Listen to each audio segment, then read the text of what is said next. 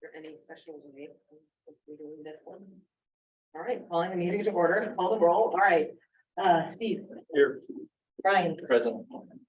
Vladimir, I'm here. Sally here, and I'm here too. All right, pledge allegiance.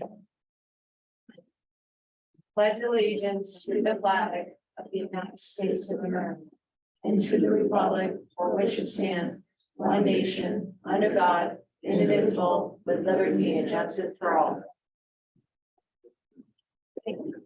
And I get anybody have any comments about the agenda? And I get a motion to approve the agenda. So. Wait a second. Yeah. All in favor? Aye. 5-0, on to action discussion items, 10th site update.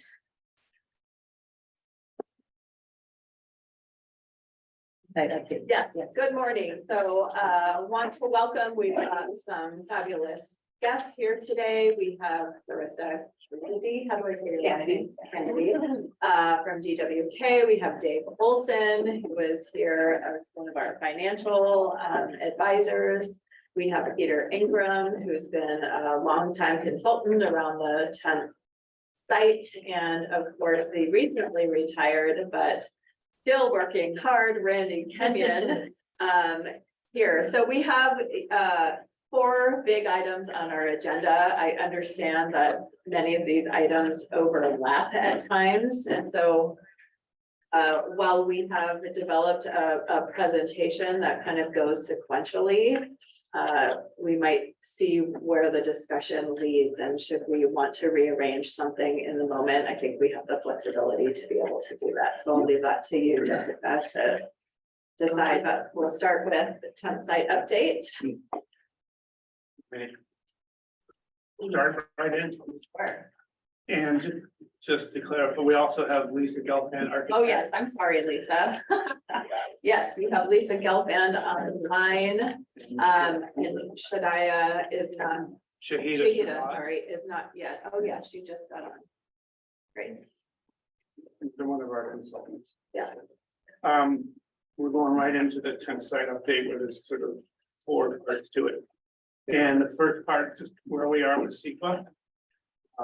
You see. You can do this. Okay, we're on whatever slide number this is 4, Vladimir. Thank you. You should thank Marcy. It was Marcy's idea to number the slides. I mean, after all these years, it I still know. hasn't. So Amy Cox, our SQL consultant, has been working with a number of sub-consultants on putting together the environmental review report. Still working. There are some of the sub-consultants that have yet to finish their work. One of the more recent things that they've been dealing with is feedback from the city regarding how they expect to use the joint use space, hours, numbers to help inform the traffic study, particularly. The word internal refers to us or to the district. Was the internal project team for LASD? Yeah, that's all of us, you and us. Thank you. Anyway, so they've recently got that, they've incorporated some of that into the traffic study. Still, again, some other sub-consultants to finish their work. You can see in the timeline at the bottom, targeting the first quarter of next year. I think last time we were saying we hope to be finished by the end of the calendar year. As things get pushed out a little bit, we're moving out to the quarter 1 of next year.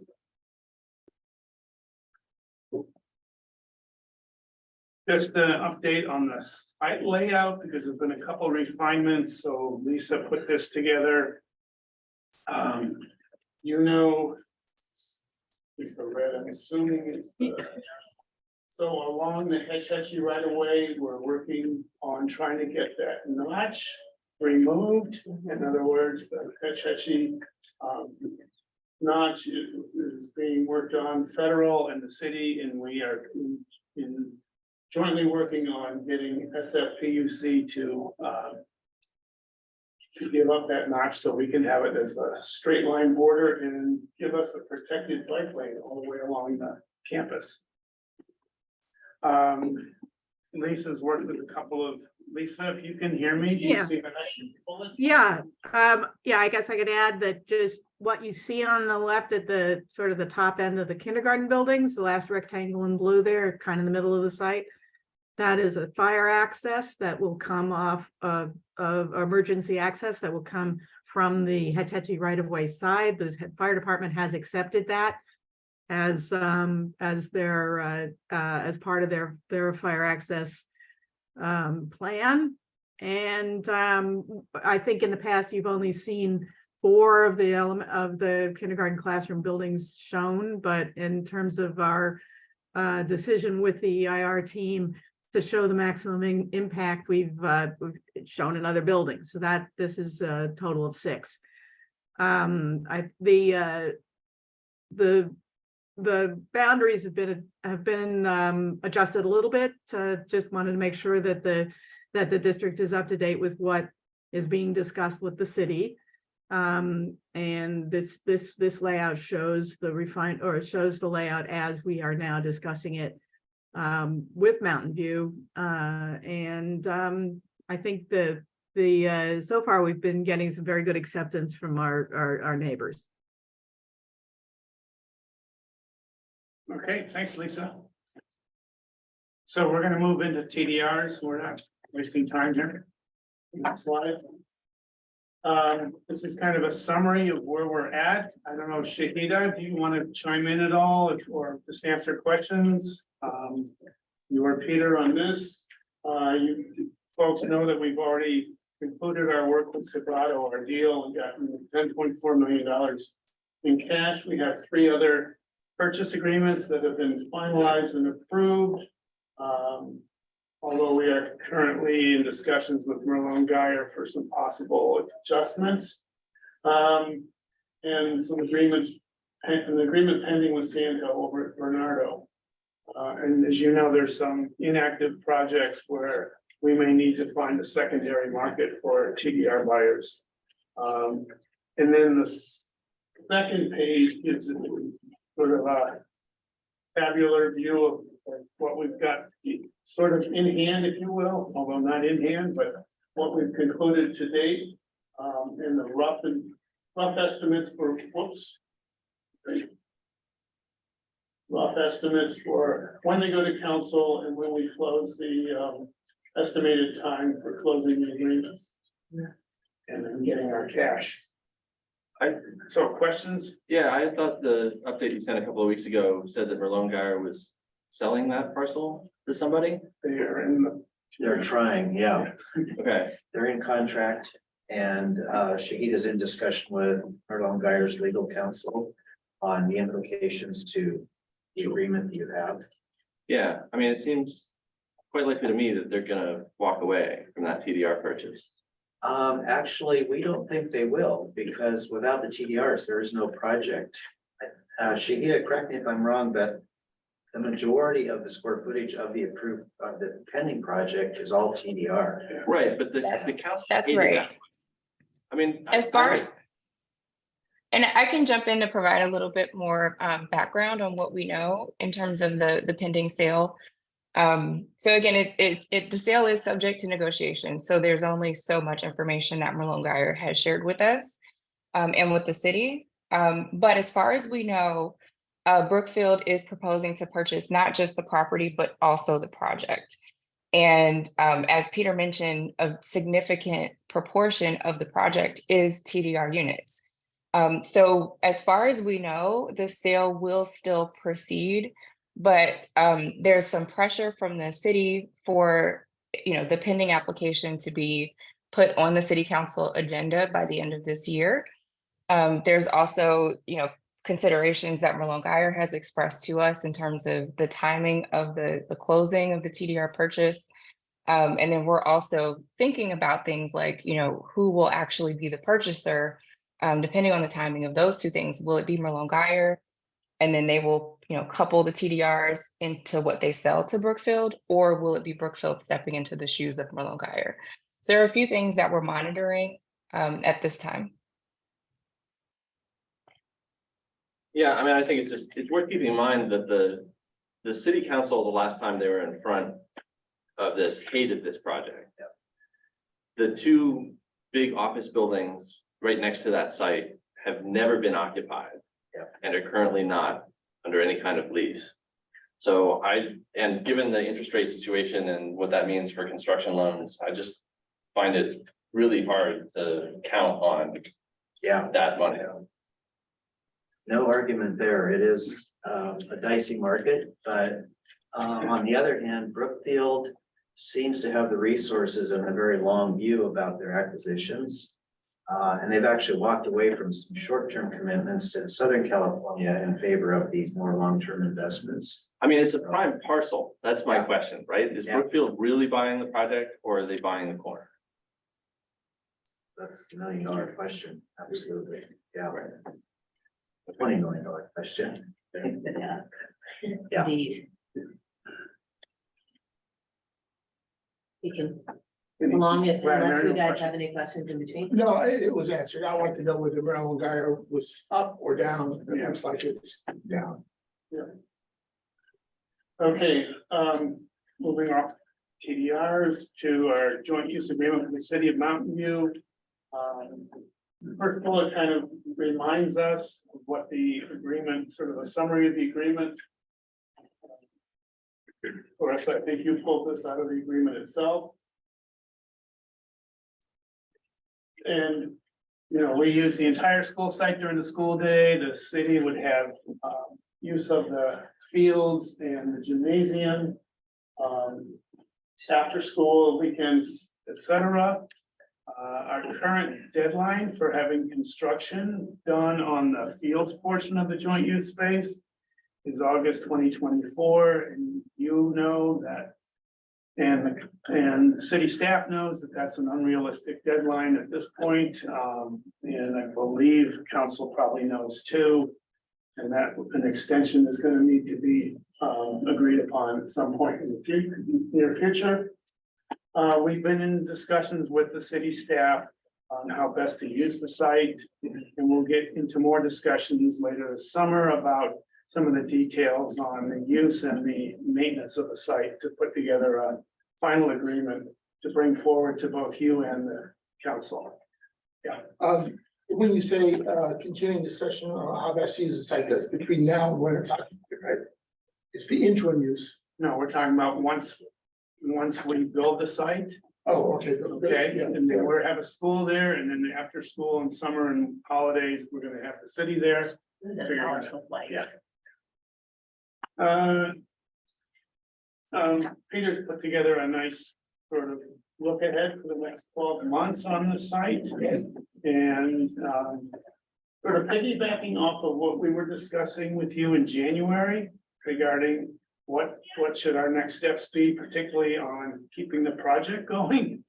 So Peter, you want to chime in on this one? Yeah, just under the bullet of June, the team had a conversation last week to just try to really hone in on what are the most critical things to keep moving about the project and why. And so this is just essentially a checklist from your team that says that we recognize that you still have a lot of decisions to make about how you're going to use the site, both initially and long term. And so, as Randy said, our CEQA review is focused on the maximum build out so that we cover all the potential impacts. And we will have alternatives that are lesser than that. So we recognize and we're protective of your future flexibility in terms of how you use the site. And we want to keep things moving because you are in 2 agreements with the city and there's a relationship next door with federal that all of those things have strings attached to them that we need to mind and take care of. And so continuation of the schedule that you all looked at back in January is really important.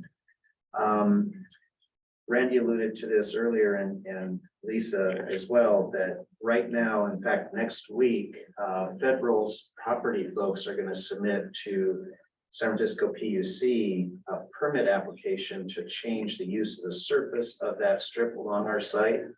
And that will trigger a series of reviews, both at the PUC and at the city, as well as us and finally at federal. And so having civil engineering expertise in Lisa's team to be able to make sure that all those critical things that happen on that property line, which is actually a very long property line, like drainage. Right now, all the water sheets across the parking lots from west to east and end up in our site. And you obviously don't want any part of stormwater from the parking lot in your schools. So there's a lot of technical things to work out all along that line. And we need to have our team ready to deal with them so that we get it right. The good news is federal's being very proactive and very communicative about how they're processing this. So they seem to be motivated to get that thing sorted out and done, which is really good. Also, just the completion of the joint use facilities programming. It's important that every time Randy goes to talk to the staff over there, that it's understood, like, no, we're moving. We can't just sort of kick the can down the road. We need to start to get these things embedded in written understanding. And then, of course, you are subject to the state agencies' review and approvals of all your facilities. So being able to sort of get that moving, because we know it'll take a long time. And again, just its performance under your agreements. So we think it's really important that that you maintain sort of a good faith approach to this as you move through. So all the other agencies and organizations around you really see you as like, yeah, we haven't decided on some key things yet, but we have a project that is alive and well and moving. And then we just hit on some of the big things that you'll see in front of you at the end of the year. We would assume by then that we would have had an understanding of city staff to get the council and you to agree to an extension of the development of those play fields. And in Q1, you'll see the certification request for the EIR. And then Q2, we would expect you to be at a point where you could endorse the design development ahead of decisions on, for example, how are you going to deliver your project eventually. So those are the key things that we think you'll be hearing about and see, and we will need your guidance and support on questions on the schedule. All right, we're gonna move into the next portion, which is facilities now. Do we want to discuss the question? Yeah, that's the last before- kind of the TDRs. That's been had. Yeah, My questions on those is. What's the reality moving forward? The market, when we introduced this idea, was very different than the market today, obviously. And density was harder to pull off now with housing in particular, which is, you can kind of get away with doing density without city approval. The one thing we brought to the table was the ability to ramp forward your project or have a leapfrog queue. But given the price of projects now, that's not necessarily what people want to do either. What do we think the reality is with the TDRs? Their value of the ones that are not settled and their ability to sell. Because as we're going to go into the next conversation, it's about bonds eventually. I'm trying to figure out where are we at and whether there's going to be value there that we should count on, or should we work with the other that they do not have value. I'm just trying to understand where we're at. So let's not use time, so let's insert in. Yeah, so the bottom line is we just don't know at this point. We've talked a lot with senior city staff about what are they seeing, what's moving out there, and of course, housing is still much preferred in Mountain View in terms of projects coming forward. And I think we've shared with you that the problem with residential is we know it doesn't pencil with our programs, especially given state density bonus increasingly being used by housing developers. So it really is dependent on office. We have introduced the notion with city staff about, you put a 10-year sunset on this program when the council signed off. And that was in the conditions you described about a market that was really robust. And so it only makes sense that the minimum we should do is get you a good extension to that program so that whatever the cycle is, whenever the market does come back, you can see that these as assets for your future funding needs. But I think as you go through your discussion today, you're gonna wanna think about it as we believe they have value and that they will have value. It's just when, right? And so thinking about it as sort of money in the bank for some future program or project or a second or third wave of funding might be a helpful way to see it. Okay, that makes more sense, because if we're looking, don't assume it'll be helpful. If we do build out a 10 site, we probably have to fund that another way. It might help us pay off that debt down the road, but one or the other. Yeah. That helps. Thank you. Any other questions about the TDRs? Yeah, well, it's Or not, anything I mean, private? when I look at it, like we have 10 million. I think we've got a good shot at another 20. I think that's it. In terms of planning this project, and then as he says, then it's a, TDR mine that may or may not produce money down the road, but we basically have to just forget about it for the short term. So I think we don't want to go forward with facilities master planning. I think maybe the slides got, I think it makes more sense to get into what could the potential funding be before we get into Yes. the facilities master planning. Yeah. Yes, that's what seems to be on the Yeah. agenda next. Yeah. Is the funding needs and opportunities. So let's go to that. It's 13. Thank you. I'll have the pleasure of turning this over to Dave.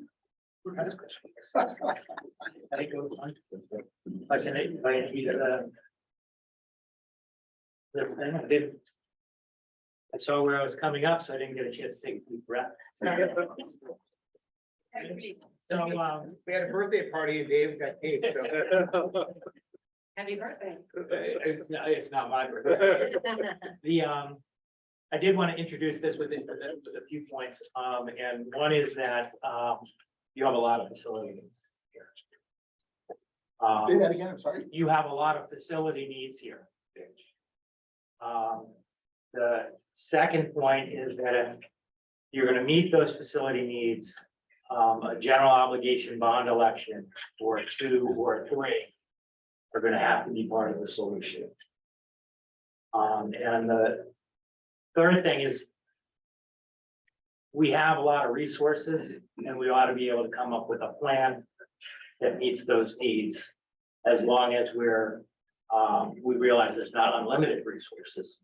And as long as we take into account that public opinion is gonna have to be met, right? If we put a bond on the ballot that gets 50% vote, it generates $0 revenues. We're counting on bonds for hundreds of millions of dollars. So public opinion is gonna have to play a role there. The second thing I wanted to do to introduce that is to say that this section a little thinky and, conceptual for a, finance presentation. But the idea is that there's a lot of possibilities, and a lot of ways to think about it. And that we ought to spend some time kind of thinking through what the strategy is, particularly on a long-term basis. And that we ought to know that has to be flexible over time, right? It's, some of these needs that we're talking about and we'll be describing here are needs that won't be solved for, 8, 10, 12 years from now. So lots going to change the TDRs. One of the good news about TDRs, I'll add in a third intro point, is, in terms of the amount of bond dollars we're talking about, right? 300, 400, 600 million, the $20 million kind of fades a little bit in terms of critical importance, right? That this is really the big piece here is how much bond proceeds we use over time. In my view, so Every $20 million counts though. yeah, every $20 million counts. I'll be looking at that. Pretty soon we're talking about real money. The first thing I'm often asked about bonding capacity, right? What's our bonding capacity? How much should we expect here? Right, the answer is it depends, like a lot of questions. So bonding capacity is a term that can mean a lot of different things in a lot of different contexts. The one thing is, under state law, you're allowed to have 1.25%, you're allowed to issue bonds so long as issuing those bonds doesn't cause the amount of bonds outstanding to exceed 1.25% of your then current assessed valuation. So that changes over time, right? Tax base grows, bonds get paid off, new bonds get issued. You have a fair amount of room there and you ought to expect to have a lot of room over time. Yes, That's assessed value of the entire district. of the entire district, the 30 billion All down, the parcels in the Yeah. district? all the parcels in the district. $30 billion, over $30 billion now. I think I was looking at it 10 years ago, it was like half that much. So, right, so it's growing, right? There's a lot of room there.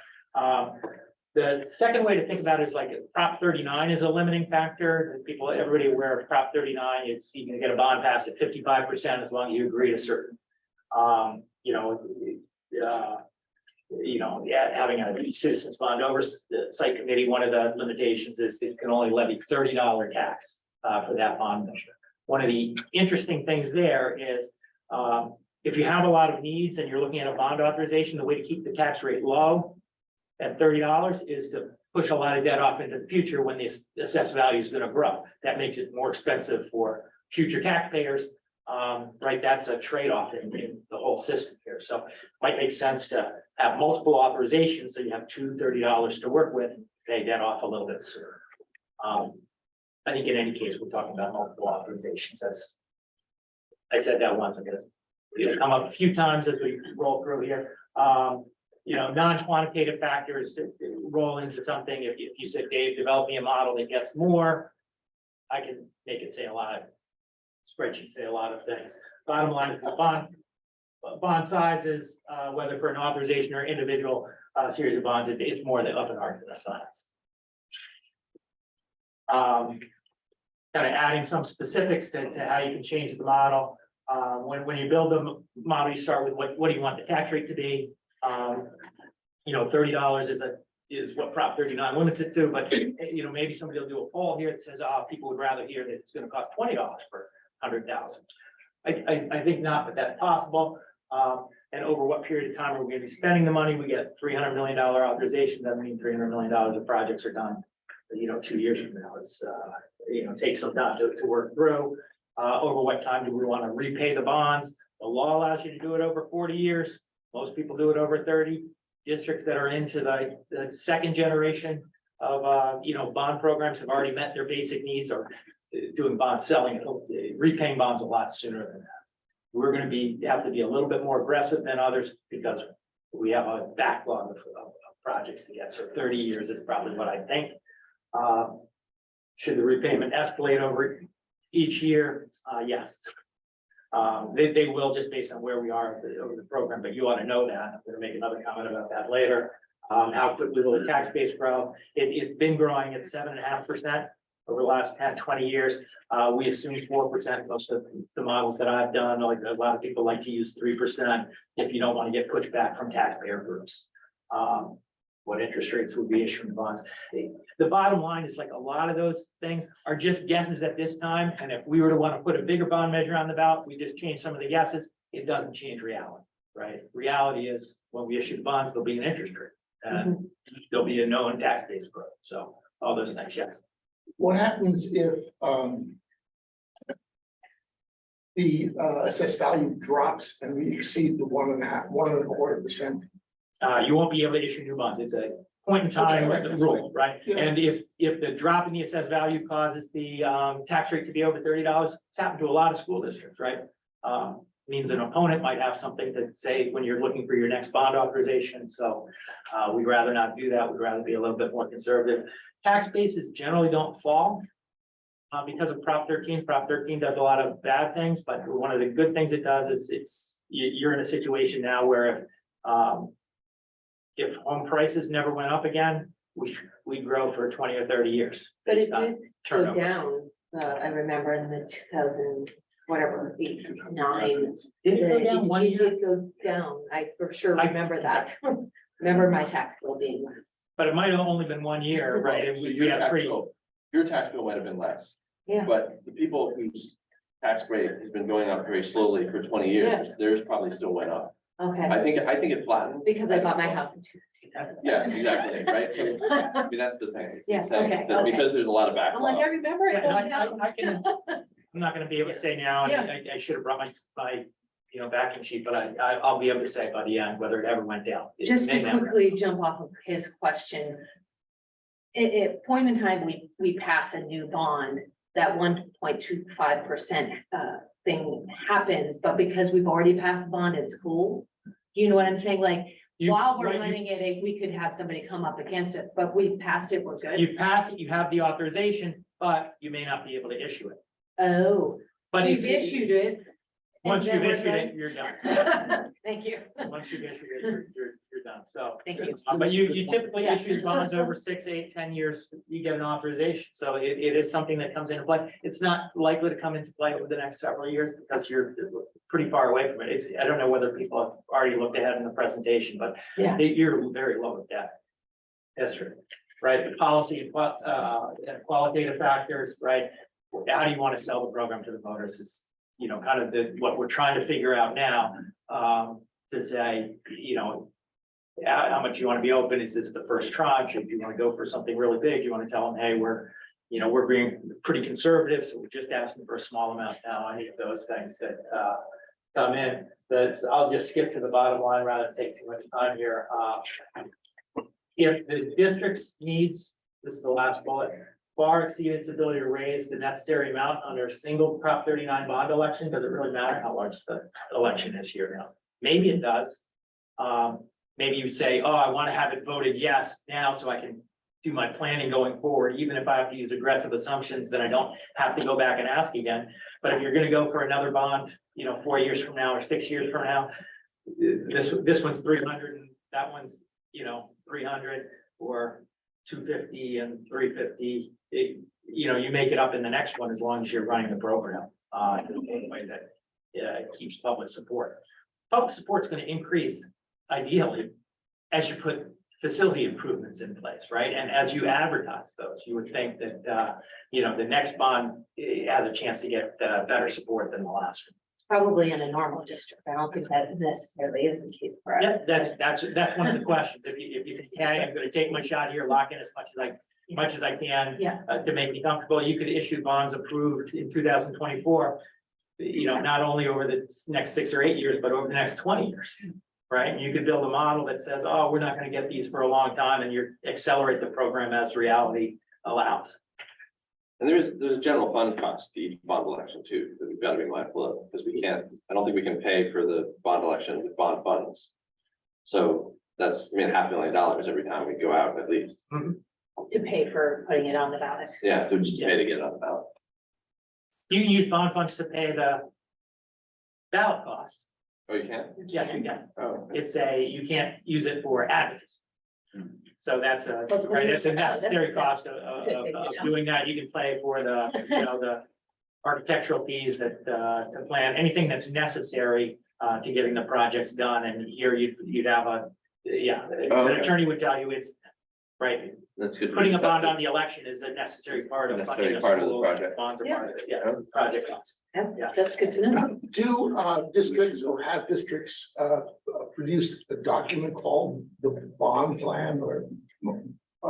In general, yes, and in general, school districts give those plans to the newspaper if they want the newspaper's endorsement, and the newspaper puts it online, right? So in a district like Los Altos, where somebody is likely to look at it online, a lot of districts, you wouldn't, right? There's probably a better reason to have a more conservative,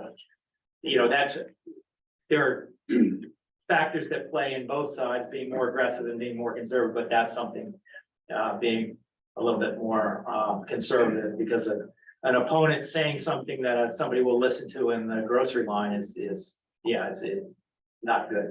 Could you send us some examples? Sure. I'll send you the example of the program I'm going to describe, and I can do that later today or whatever. Just so we know what. How that looks. Okay, before you leave, though, you mentioned in your intro, I'm just saying maybe to emphasize the second bullet here. Should the current bond measure be thought of in the context of a longer term financing plan? I think the answer is yes, right? Unless you do, yes, I think a plan that suggested we're gonna raise $400, $500, $600 million here is too big to put on the ballot and say that's gonna cost $30, right? If you put 2 on the ballot in 2024, 2 different ones, we got, this one's gonna do the new school, this one's gonna do the old schools. There are political problems with that, but it gives you $60. You raise a lot more with a $60 tax rate. Right, is that clear? So the $30 limit is per bond measure, not per cycle or election. or Yes. anything else. Yes. And there are school districts who put two bond measures on at the same time. And, you know, you would think that that would reduce the cost of, reduce the likelihood of the less popular one getting done, but I don't think that's been the case. So now we get a little bit of the data. Kind of liked it when I came up with the way of showing it here. But, yeah, you've held 2 elections. There are people in the county who've held 7. Right, since since you were allowed to put elections on the ballot, Prop 13 said you couldn't, and then Prop 46 said you could again. And, since then, school districts have had a number of bond elections, and you're right, you've had 2, 1998 and 2014. Ranks number 1, right on the 2. Yeah, and if I could point out one thing that Eric pointed out, it seems like the school districts with lower socioeconomics have had more elections over time. And that's because the size, or one reason, is because the size of their property tax base relative to the number of kids they're serving is low.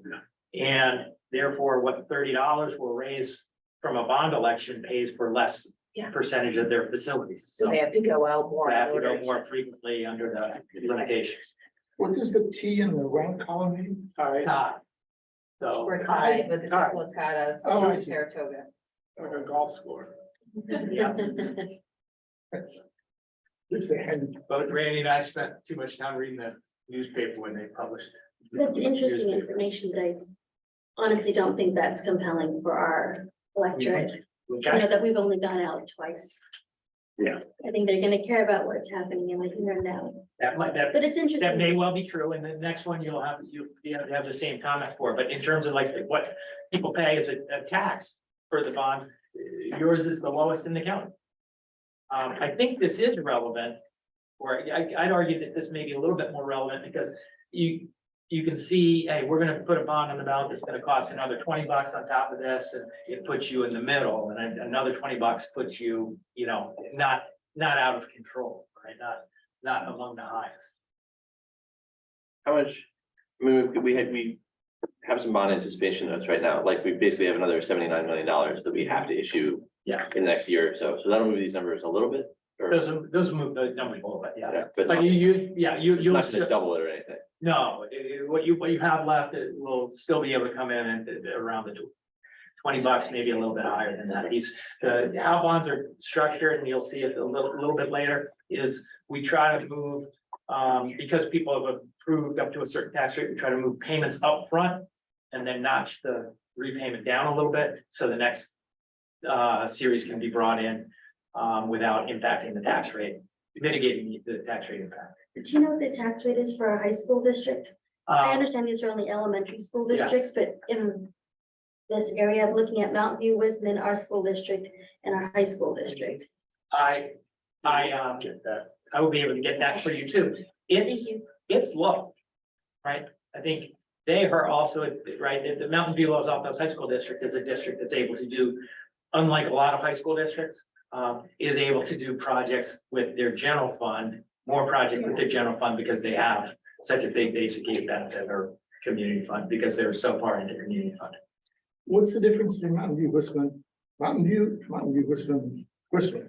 Because some of the bonds were approved when it was the Mountain View district, and some of it was approved when they were the Mountain View Wisman, and Okay. until those are all paid off, they'll So be the different actual rates. Mountain View, Wisman's tax rate is the sum of those two? No, No. certain They're people, two if separate you lived in the Wisman part of the district before, you pay the higher one. Oh, I If you see. lived in the Mountain View district before, Oh. and when all the bonds from those, when the district were separate, have been paid off, they'll all pay the same, they'll converge.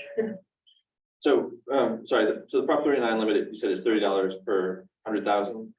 $30 per 100,000. So we could theoretically double this number with one bond measure, right? If our tax rate Yes. is currently only 20.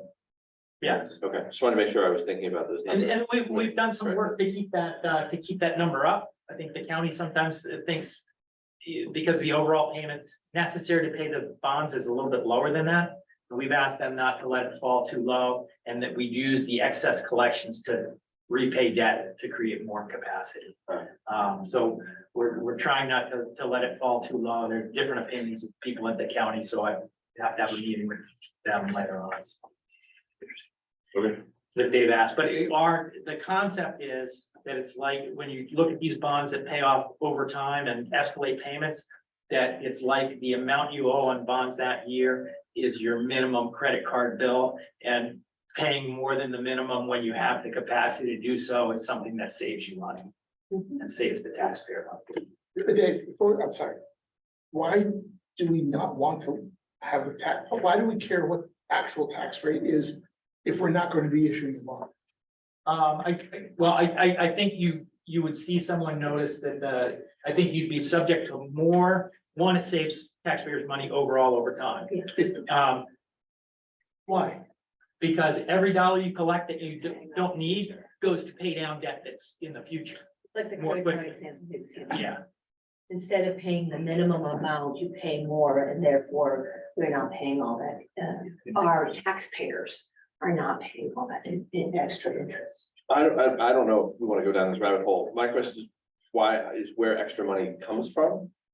if a $5 tax would pay off all the bonds that are coming due next year, Right, and we collect $20, the For what? $15 is used to either buy back bonds in the open market, right. or next time we sell bonds to have those bonds mature early. I don't think I understand how you could collect $20 if, like, my layperson's assumption was that the bond measure requires a certain amount of money to be collected to pay those interest rates, and that money is collected, and then it goes to pay the interest rates. Yeah. I don't understand where extra So- money would come.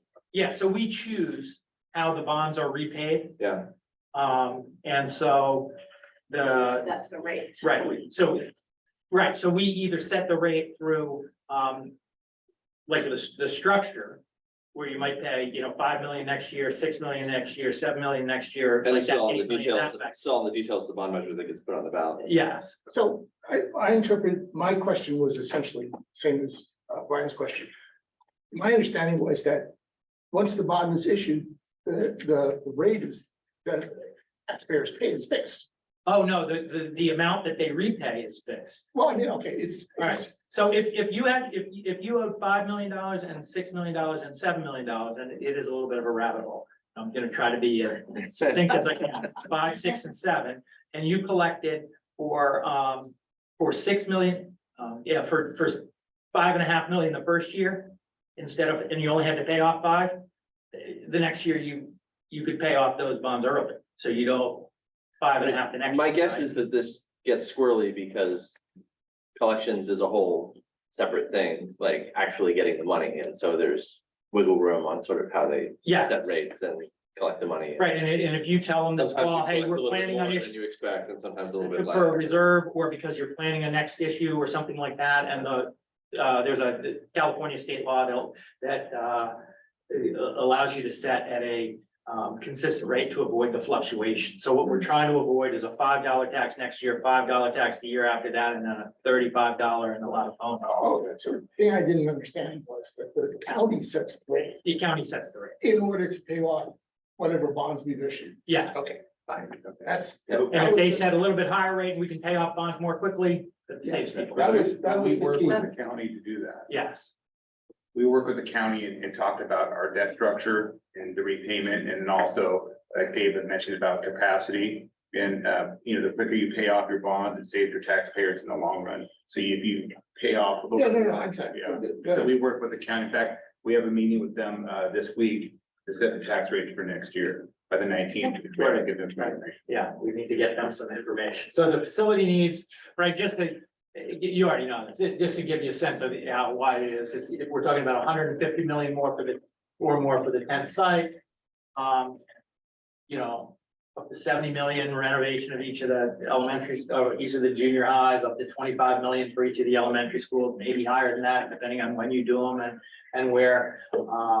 Special projects, we can use bond funds to pay off the solar, to do lease financings, to do emergency repairs, right? We ought to have something like that. So the amounts can be pretty big.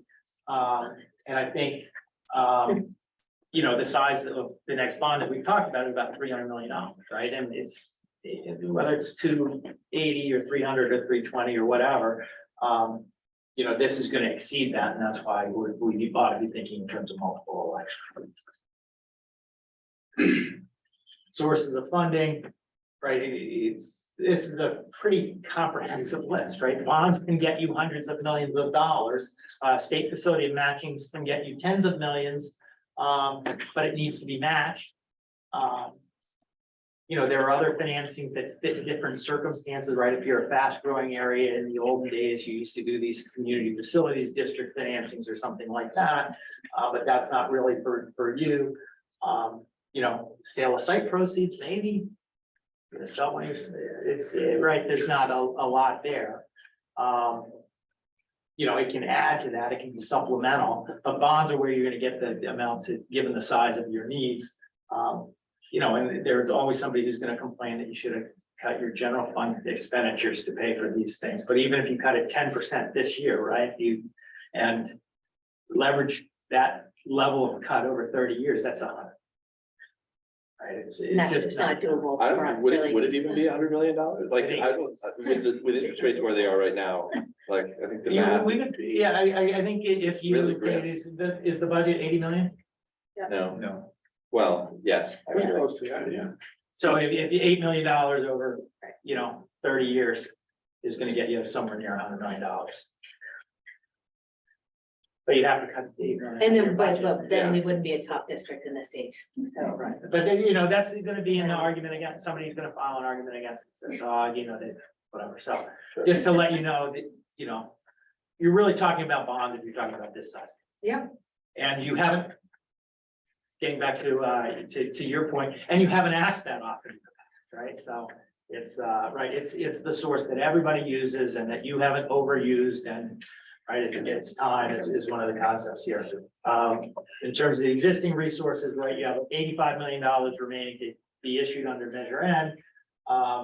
You've collected, you know, $10.4 million in the TDRs. Might be more TDRs than that. State funding coming in, so, you know, based on the existing authorization, but we have to repay the bands at 79 million, so at least $16.5 million. That's, you know, a significant amount of money. Don't we currently have like 20 million? I thought we had some money left from the last bond issuance as well. We have money, cash in our fund. Cash in our fund, we have yeah. about I 26 million. Yeah, I probably should have added that to this. Yeah. part. But you said, but all, part of that is the 10.4. Correct, so we'd have about 16 million roughly. So about another 16 to this. So 32-ish, 33. Yeah, I should have had that on this chart. If they're Can you not, repeat that? they're not taken for. So there was still money left from the 99 bond? No, Yeah. no, from the 2014. issuance. 2014, okay, 2014 issuance. And rental income. And rental. That's about 16. Another 16, bringing us to 32.5, I guess. Roughly. And potentially more, so, right, there's, I guess the point of this is there's a start. Yeah, I apologize for not having the funds on yet. This is the page with the error in it, so I apologize if anybody already saw it. So at a $30 billion tax base, your bonding capacity is 392 million, 60 million outstanding. Right, you should deduct it, obviously, so it's 330 million. So I'll correct that. You just said. So if we're looking at this, you have $30 billion tax base now. And so a bonding capacity of 392 million. Yeah.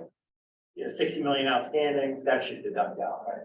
Available should be less than total, so that should be about 330. But right, in terms of the percentage of the tax base, 0.19, 15% of your bonding capacity, yeah, just very, very well. Well, but then, sorry, also minus the 85.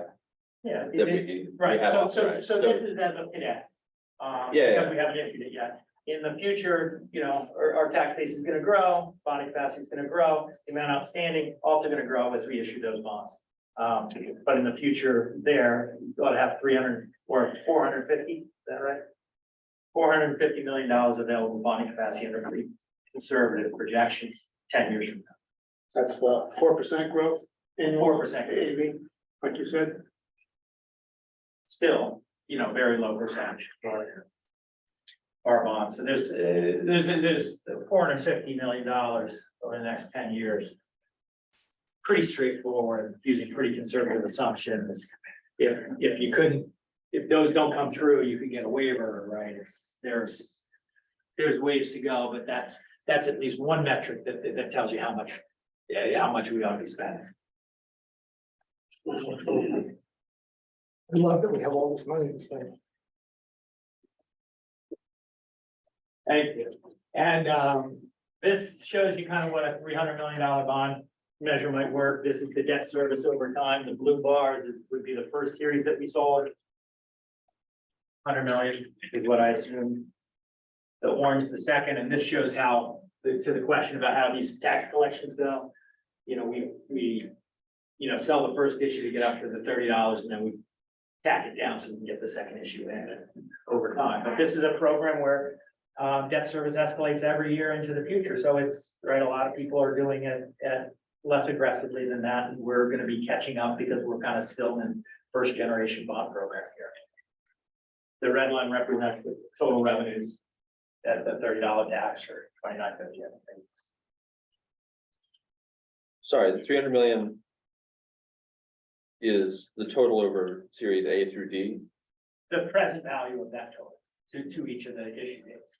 So if you added up all these amounts, that would be, include principal and interest. We only issue them as we need them. Sure. So you issue some bonds, 100 million, then 100 million, then 50, then 50. And this is these amounts, these bars are the cost to repay those bonds. They're not just 100 million, right? It'll be close to 200 Sure. to repay. And then the red line is the To what we expect the $30 to do. is $30. Is the $30 line. And I like to show it this way because it does show that this is a program that, is pushing off some debt, probably in a reasonable way, because the tax base ought to grow. But it needs to grow over time to make the program work. I think a lot of people just show this chart, right? It shows the tax rate. I guess I use 2950. Gives you a little bit of a cushion over time, and that the tax rate won't go up.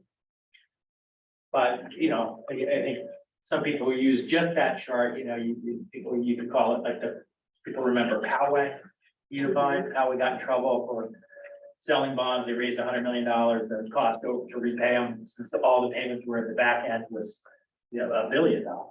And so they saw a chart, right? Their board was shown a chart that looked like this.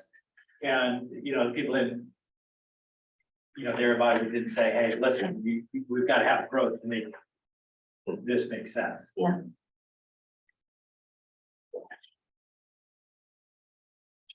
Sustainability, given the circumstances here, we encourage the district to consider any potential 2024 bond. I think this is an important point for me as the next step in an ongoing process, right? 300 million, if you were to say, can we push that to 320, 340, we could figure out ways to do it. But it's also, right, also wouldn't be reasonable to look for less than the max here, knowing that you have to come back the next time.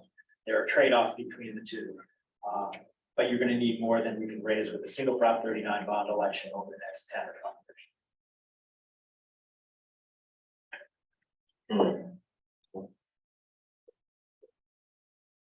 12 years. Dave, 10 years, your facilities, 10 years, the ones you touch 10 next year are going to need something like years.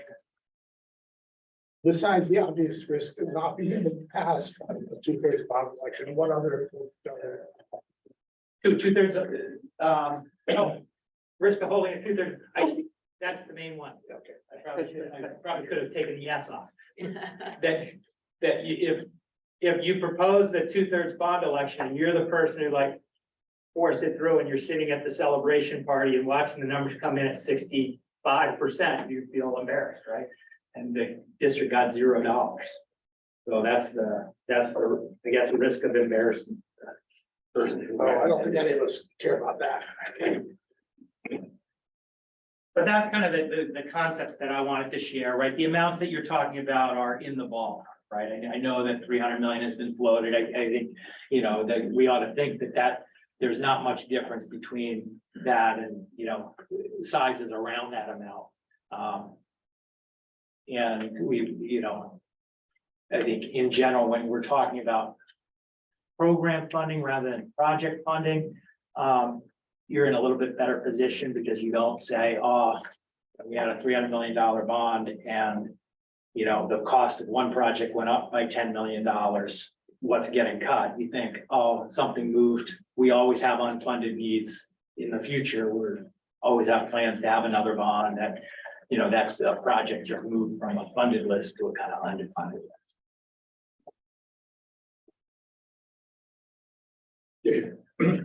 Make sure I understand. For a Prop 39 bond election, that particular bond can't have more than $30 or $100,000 assessed value. Yes. Cost. Yes, But the total may be.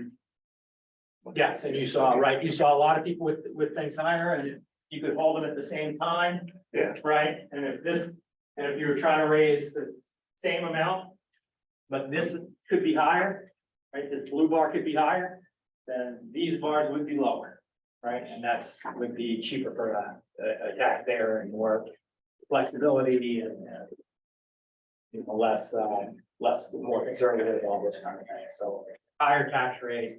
It's a little bit counterintuitive, but a higher current tax rate in a bond program is likely to cost taxpayers less than a bond.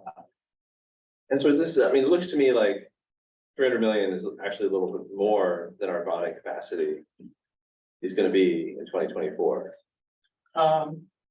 Because. 330 is Well, what because you're. that could be what 330, this but bond- we've got 85 in Measure N bonds that we're gonna have to issue Yes. to pay the bands back. Yeah. So it looks to me like our current capacity is actually like 260, 250, 260. Yes, but you'll, right, it'll be different by. Sure. By, Sure, by but- August, you're gonna repay some bonds, and in September, you're gonna have a new tax base. But we've got to, But when yes, we that's- issue them, that's we've got to be exactly under right. that 1.25 Yes, number. yes. So we wouldn't be able to pass a $300 million bond and Unless, sell it the next day, and sell those bonds the next day. You could pass the. but this is my question, is it 1.25 is that an authorization limit or an issuance limit? Issuance. It's At an the time you issuance. issue, you can't be above that Okay, one. okay. So there are So lots. we could, in theory, we could pass well, as long as we stay under the 30, we gotta stay under $30. There was a school, this is a very old story, but there's a school district that was growing very, very quickly, had a small number of people, had development coming in, they passed a gigantic bond that they knew all the costs would go to the new homeowners. Okay. There was a, So in theory, like we could pass $1 billion bond as Yes. long as we never issued them over those yes, statutory and limits. there's, right, some rationale to doing that, right? Somebody could say, oh, yeah, it just gives us flexibility to sell the bonds, you know, trust us, we'll, Okay, we're okay. good. It's an issuance limit, not an authorization. Okay, thank you. Right, thank you. That, Great, good. good amount. I know I had a casual style today, so I hope that. It's okay. This is the casual style type of meeting. Any other questions about bonding?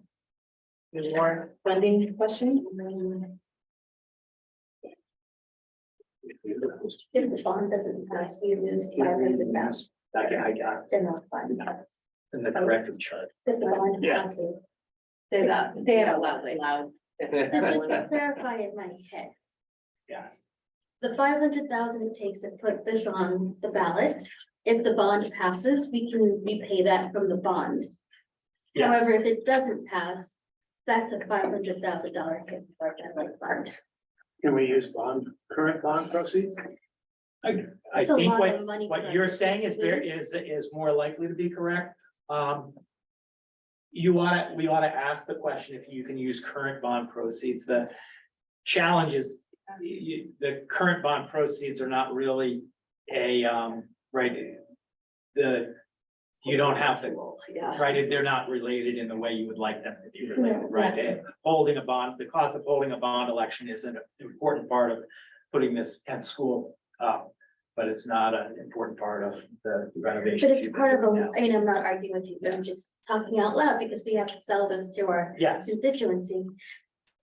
Selling the second bond is part of a larger, what do you call it, like strategy that Yes. included Measure N and is now going to include this next one. yeah, you get different opinion, I think you get different opinions on similar cases, like there are some bond counsel who will give you the advice that developing your next facilities master plan is an appropriate use of bond proceeds that have already passed.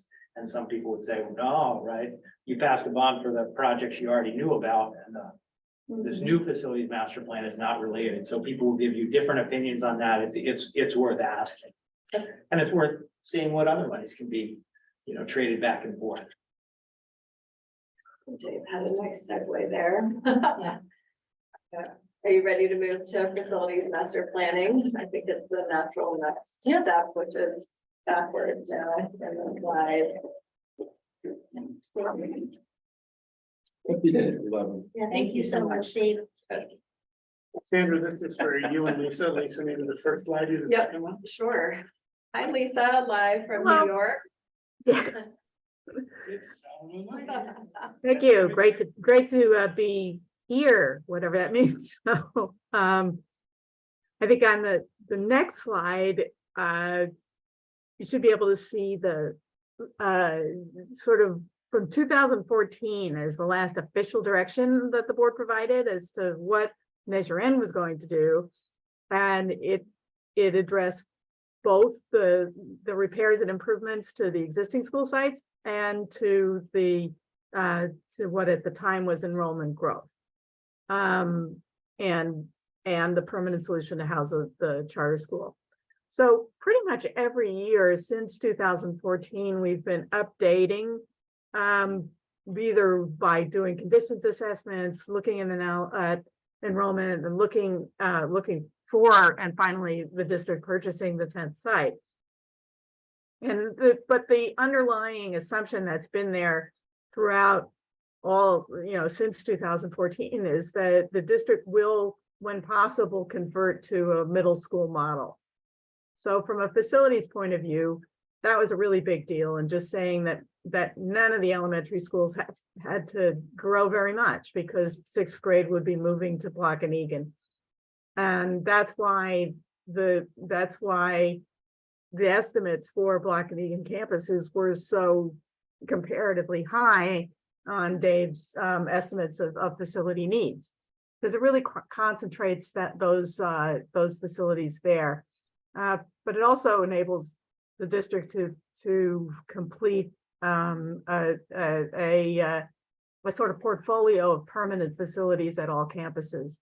And in many cases, at places, big campuses like Covington, there's enough permanent facilities that really the next bonds will only at that campus have to address just repairs and modernization.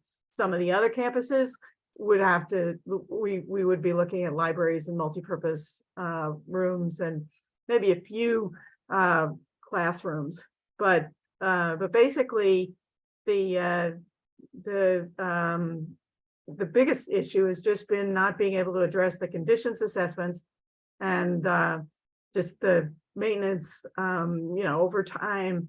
We've got buildings that were last worked on in 2000.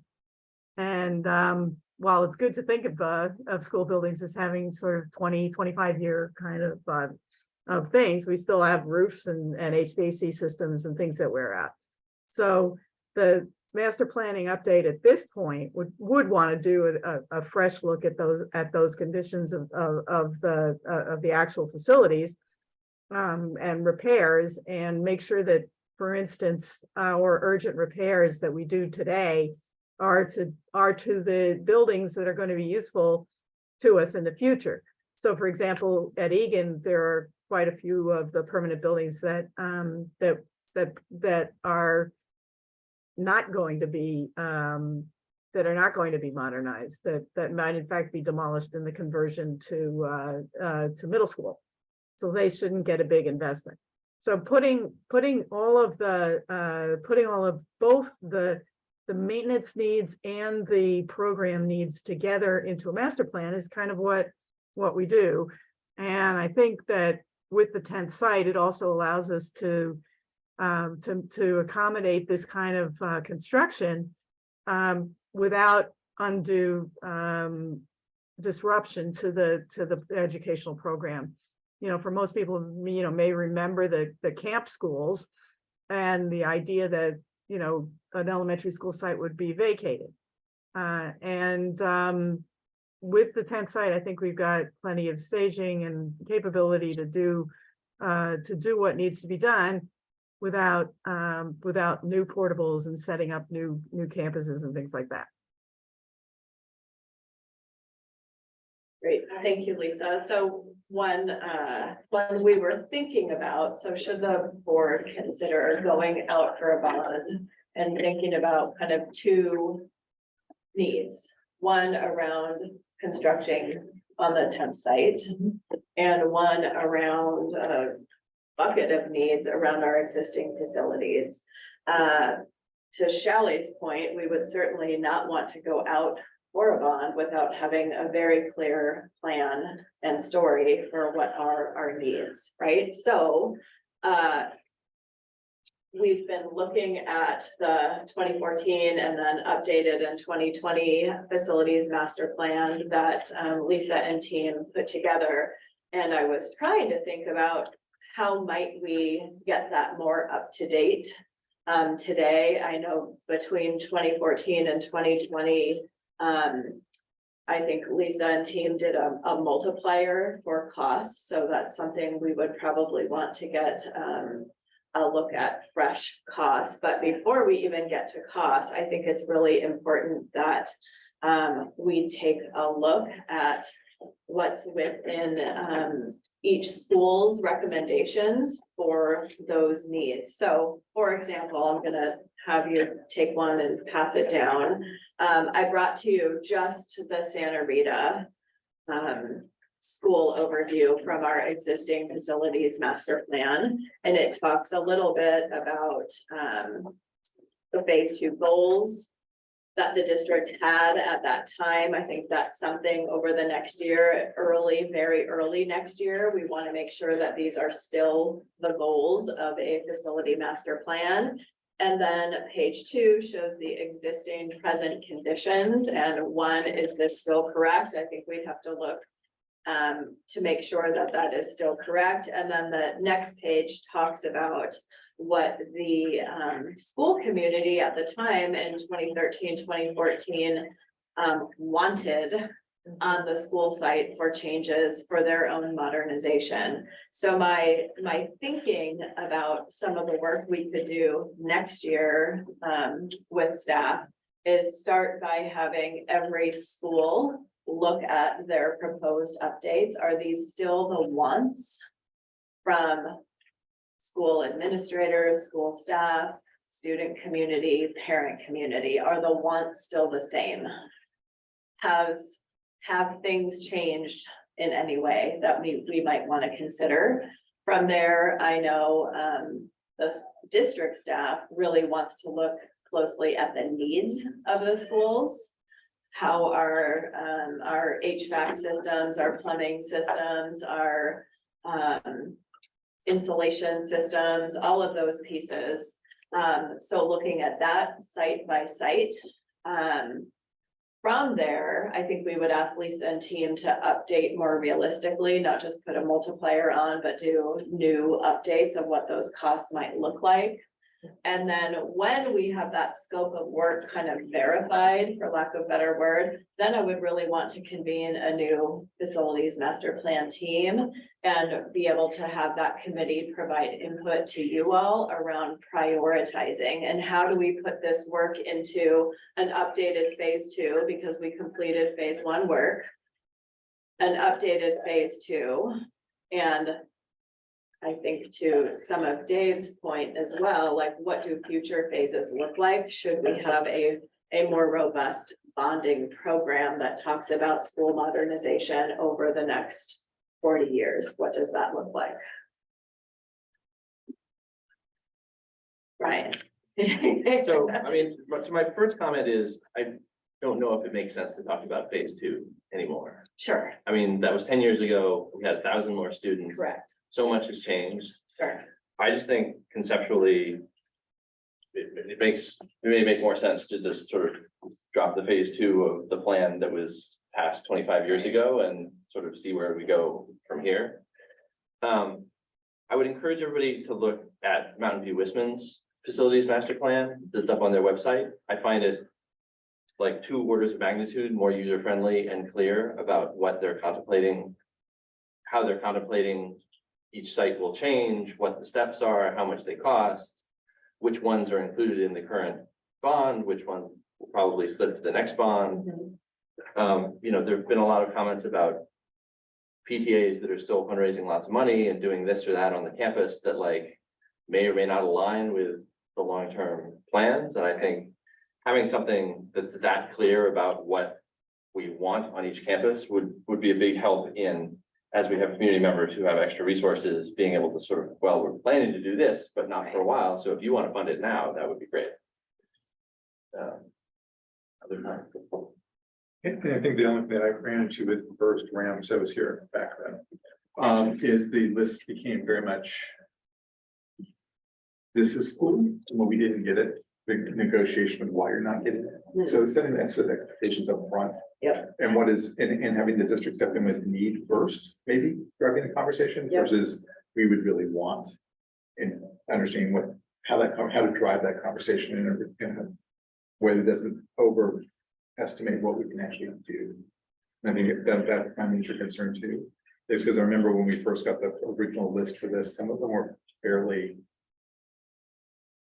I don't want to say over the top, but they were definitely bigger than we could ever afford. And so don't want to think that we're just opening the floodgates of whatever you want to do. But how do we structure these conversations to come back to something that's actually workable versus this setting expectations? And that's my biggest concern. Yeah. And I'm just gonna jump off him just because I 100% agree with that. That was the same concern. I was a parent in those rooms and I was, oh my God, why are you guys all going for wants? Like, and this was in Covington, Yeah. which we all know has the most Right. permanent buildings. And they were like, it'd be nice to have this and this. I'm like, yeah, I want a pony too, but I just want to reiterate that fact 100%. Sorry. So I was gonna jump off of Yeah, Steve as yeah. well. Also kind of been a parent in those rooms. I like this method that you've set up because I feel like it starts with the district office and it starts with our schools and our school staff and our specific school communities and the program concerns. Because instead of going the opposite way where it started with this big community meeting, what ended up happening is that we got this very long list of what the schools wanted. And then that became a talking point against the bond that we want to pass. Why do you want to pass a bond to build a school? When you've got, I don't remember the numbers now, but like $235 million worth of facilities updates. Well, a lot of those updates didn't really make sense programmatically, didn't really come from the plan that the district had for the education of our kids.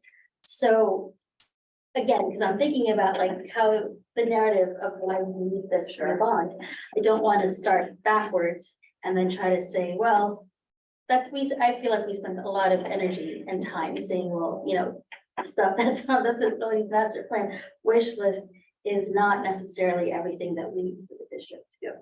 So I really like your approach. I like it too. Anybody else? Well, I think I like the approach, but I think that the facilities master plan is going to have to explicitly account for the charter school, for Bullis charter school facility. Correct. Yeah. So we've got to start with that as well. Yeah. The implication of that may be a discussion later today. I'm not sure whether you want to get into that now. But I would almost argue we should start with what the school district wants to do for its students. What programs do we want? What educational experience do we want for our kids? Sure. You know, who have chosen to come to our schools. This is why we're doing this. And yes, Bullis charter is an extremely important part of this master plan, but I don't necessarily think it's where we need to start. Because you could do it in tandem, but I really want to make sure that we don't lose sight of what we want to do programmatically in our school district. And go back to what Shelley said, drive it, as we drive these conversations, drive what the district, how the district wants to teach and sees trends in teaching happening, and then layer in versus the other way, which is, I think, how we did last time. And that's what I wanted to do. Yeah. Timeline wise, and maybe this is more of a, just a strategy question. I think we would probably want to get much of the needs over the wants and updates probably completed by December of next year. I don't know. I'm thinking, and then Lisa's going to need time to do updated construction costs, and maybe that's a question for Lisa. Just so if we're considering a bond for 2024, that we have a package ready that feels complete. Yeah. Thoughts on that, Lisa? Yeah, the only thought I have is that, again, when people aren't around and we want to go and kick the tires on things like the roofs and other conditions, things that let's not even forget the summer as part of that preliminary work in looking at what the needs are of just the buildings. And and the sites.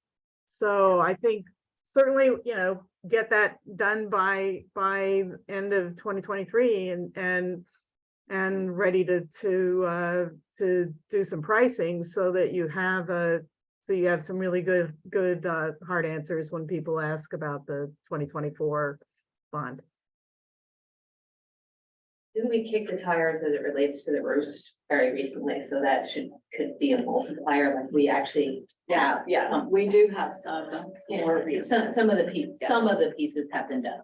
Some of the pieces have been done. There are a few just policy decisions we want to make on things like sustainability, that your energy efficiency is a way to turn bond dollars into operational money, right? The money that you save on your energy, that's your general fund. So I think one of the things we've done is recommended to be pretty aggressive about that. So for instance, the re-roofing, you've got most of your facilities as identified as poor. So we need new roofs just about everywhere. So if we add 3 inches of rigid insulation to those roofs, we're going to save a ton of money on your operations. And so things like that need to be considered as part of what the sort of approach is going to be. I think the first time around there was no window replacement. So there are decisions, sort of midpoint decisions in terms of funding that say all new buildings get double pane windows, but old buildings don't. There's a lot of this that we are going to be wanting to be working really closely with you, or giving you choices in terms of what would it cost to do, option A or option B. But I think, we at this point have a good head start on what the quantities of everything are. And that is, that at least means that when we give you a specification like of windows or doors or something, that we know how many there are.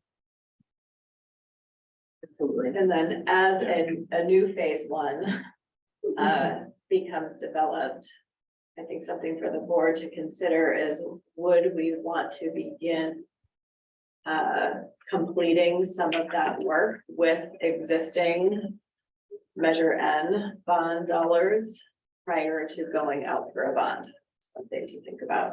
Definitely something to think about, and I think knowing that we have a plan would make me more comfortable with using our existing bond dollars, but we have to have a plan for entities. Yeah, I think it makes sense given where we are financially and historically enrollment, everything else. Like, I'm fairly comfortable with sort of internally, maybe with some consultations, developing a plan that will turn all of the temporary buildings that we need into permanent buildings, which is basically sort of what the Santa Rita, right? Like, so take the Santa Rita example, right? Yeah. Like, this makes sense as a plan, probably minus some of the permanent flex space that's on here, given enrollment Right. trends, like those turn into maybe future expansion, 10, 15, 20 years. Yep. Down, like we know where we're going to put them when we need them eventually. Right. But otherwise scale this back and then have the community meetings, again, Steve's point, focused on, like, are there pain points that we're not aware of that we can fix? Right. Are there tweaks to what we as a district are planning to build Right. that are appropriate, but not like, what else would you like to see? Right. I think that is good. I agree. Any other comments, questions? But then, I mean, I think with respect to the block needing campuses, I don't know how you get the finished product without. BCS. Yeah, yeah. No, that's a good point.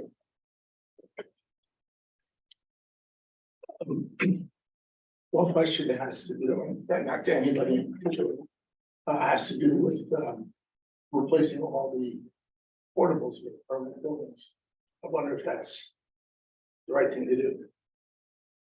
So that question really does tie to the middle school conversion question, because they don't get replaced in place. They get, new permanent buildings get built to turn the junior highs into middle schools. And then you are, in most cases on the elementary schools, you get to remove a lot of temporary buildings. And the way he was saying it was only for the capacity that the schools currently have, maybe one more, I don't know, but like that is what you were. Well, we would have to come up with a plan. Maybe there's an alternative. I mean, again, you also have to look at the timing, right? Like we don't necessarily have, unlike with the camp school scenario, I think that gets down into the weeds of like, what do you do with the kids in the meantime, right? Like the high school built a whole portable village. Right. Well, they were Los Altos, is what I'm more familiar with. They built a whole portable village to house classrooms while they built the new buildings, right? So maybe that happens with us. Like I'm expecting in the long term, we shouldn't have to replace all of our portables with permanent buildings right now, right? Because our enrollment's down 1,000 kids.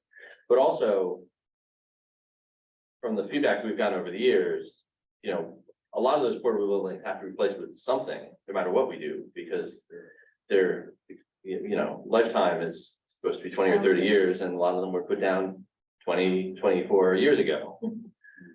So it's more like we've got to do something, and I think it makes sense to have the goal be to replace them with the amount of permanent buildings that we need for the foreseeable future. And maybe you have a couple of 6th grade rooms that turn into flex, like maybe in the super short term, there's only one flex room because you're expecting the 6th graders to move, and that'll become 2 more flex rooms. So, yeah. Anything else on facilities master planning?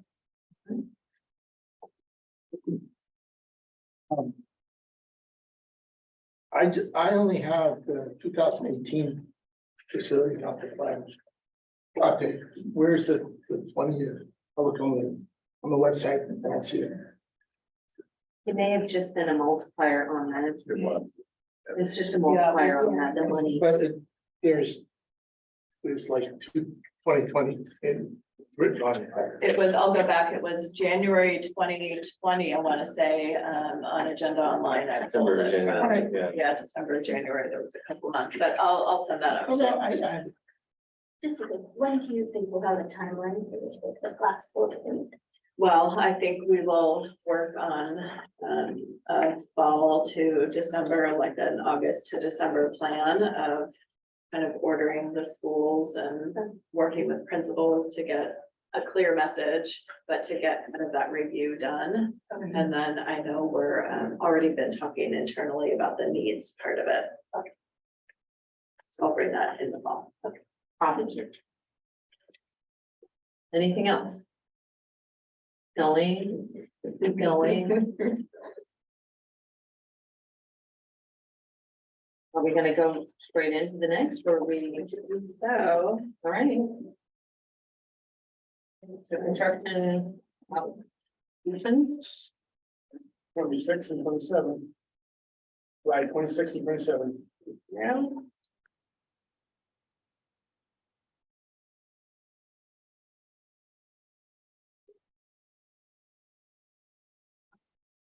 So I'll give a little intro before handing it over to Clarissa. So as we consider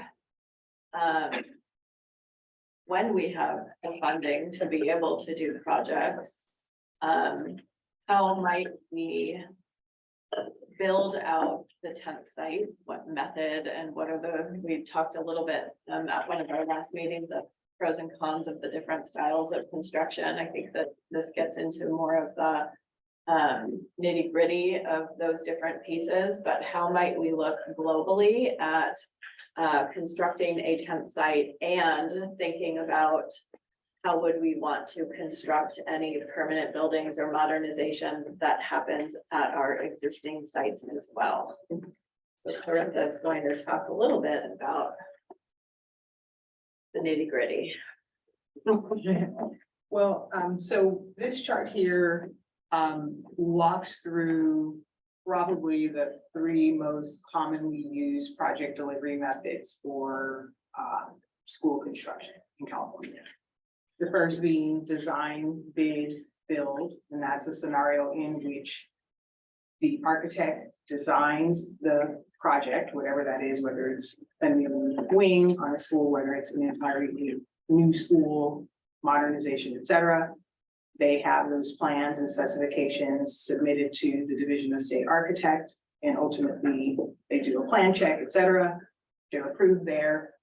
Those plans are then included on a request for bids that goes out to contractors, for contractors to bid on that project.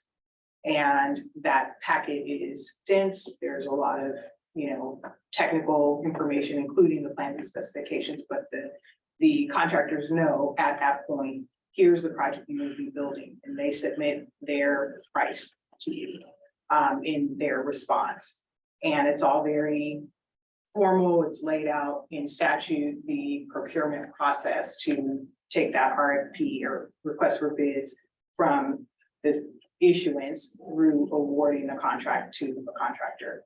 The lowest responsive bidder is who gets the contract, right? It's like a hard bid, we call it, where price pretty much is the determining factor.